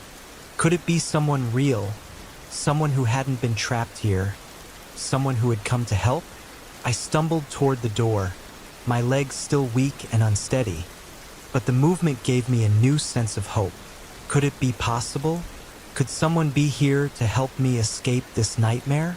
The man in the room, now standing by the door, glared at me with growing intensity. His eyes narrowed, his smile vanishing as the knock came once again. "No," he whispered. "No one leaves." I didn't care. I had to try. If there was even the smallest chance of escape, I had to take it. With trembling hands, I reached for the door, my fingers brushing the cold handle. The whispers around me grew louder, more frantic, but I didn't listen to them. Couldn't. Not anymore. I turned the knob. The door creaked open with an eerie groan, as though it had been sealed for ages, resisting the force of any who dared to disturb its silence. I stood frozen, my breath catching in my throat. The air was thick with dread, but something inside me pushed me forward.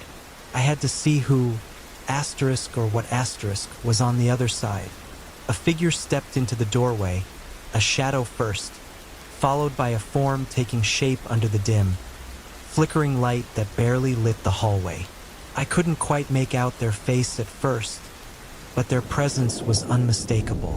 My heart pounded in my chest, the fear surging back with renewed strength. The person was tall, their features obscured by a dark hood. The faint outline of a face emerged, sharp and cold. For a moment, I thought I saw a flash of recognition, but it was gone before I could fully comprehend it. "You're not supposed to be here," the figure said in a voice that was strangely familiar yet distant. My mind scrambled, searching for a connection. Had I known them before? The voice had an eerie quality, as if it echoed from somewhere deep within my past, but I couldn't place it. "I need help," I managed to say, my voice hoarse with desperation. "I have to get out of here. This place, it's not real. It's a prison." The figure didn't respond immediately. Instead, they stepped closer, their face still concealed beneath the hood, their movements fluid and deliberate. I could feel their gaze on me, penetrating through the layers of my fear. "What makes you think this place is a prison?" the figure finally asked, their tone calm, almost disinterested. "What do you mean?" I asked, shaking my head. "I've seen it. I've heard them, the others. They're trapped here. They can't leave." The figure paused, a flicker of something, perhaps amusement, in their eyes before they spoke again. "They never left because they chose not to," they said, voice low. "You've misunderstood. This place isn't a prison. It's a place of transition." My heart skipped a beat. "Transition? What are you talking about? These people, they were alive. And now they're..." I couldn't finish. I couldn't bring myself to say it. "They are," the figure interrupted, "just like you are, for now." My mind was racing, but I could barely make sense of their words. "What do you mean, for now? What happens to me?" "They are a part of the apartment now. It's all a part of a larger purpose." The figure's words hung in the air, as though they carried the weight of something ancient, something far beyond my understanding. "Purpose," I repeated, confused. "What purpose?" The figure finally lifted their hand, gesturing toward the shadows that now seemed to pulse with life at the edge of the room.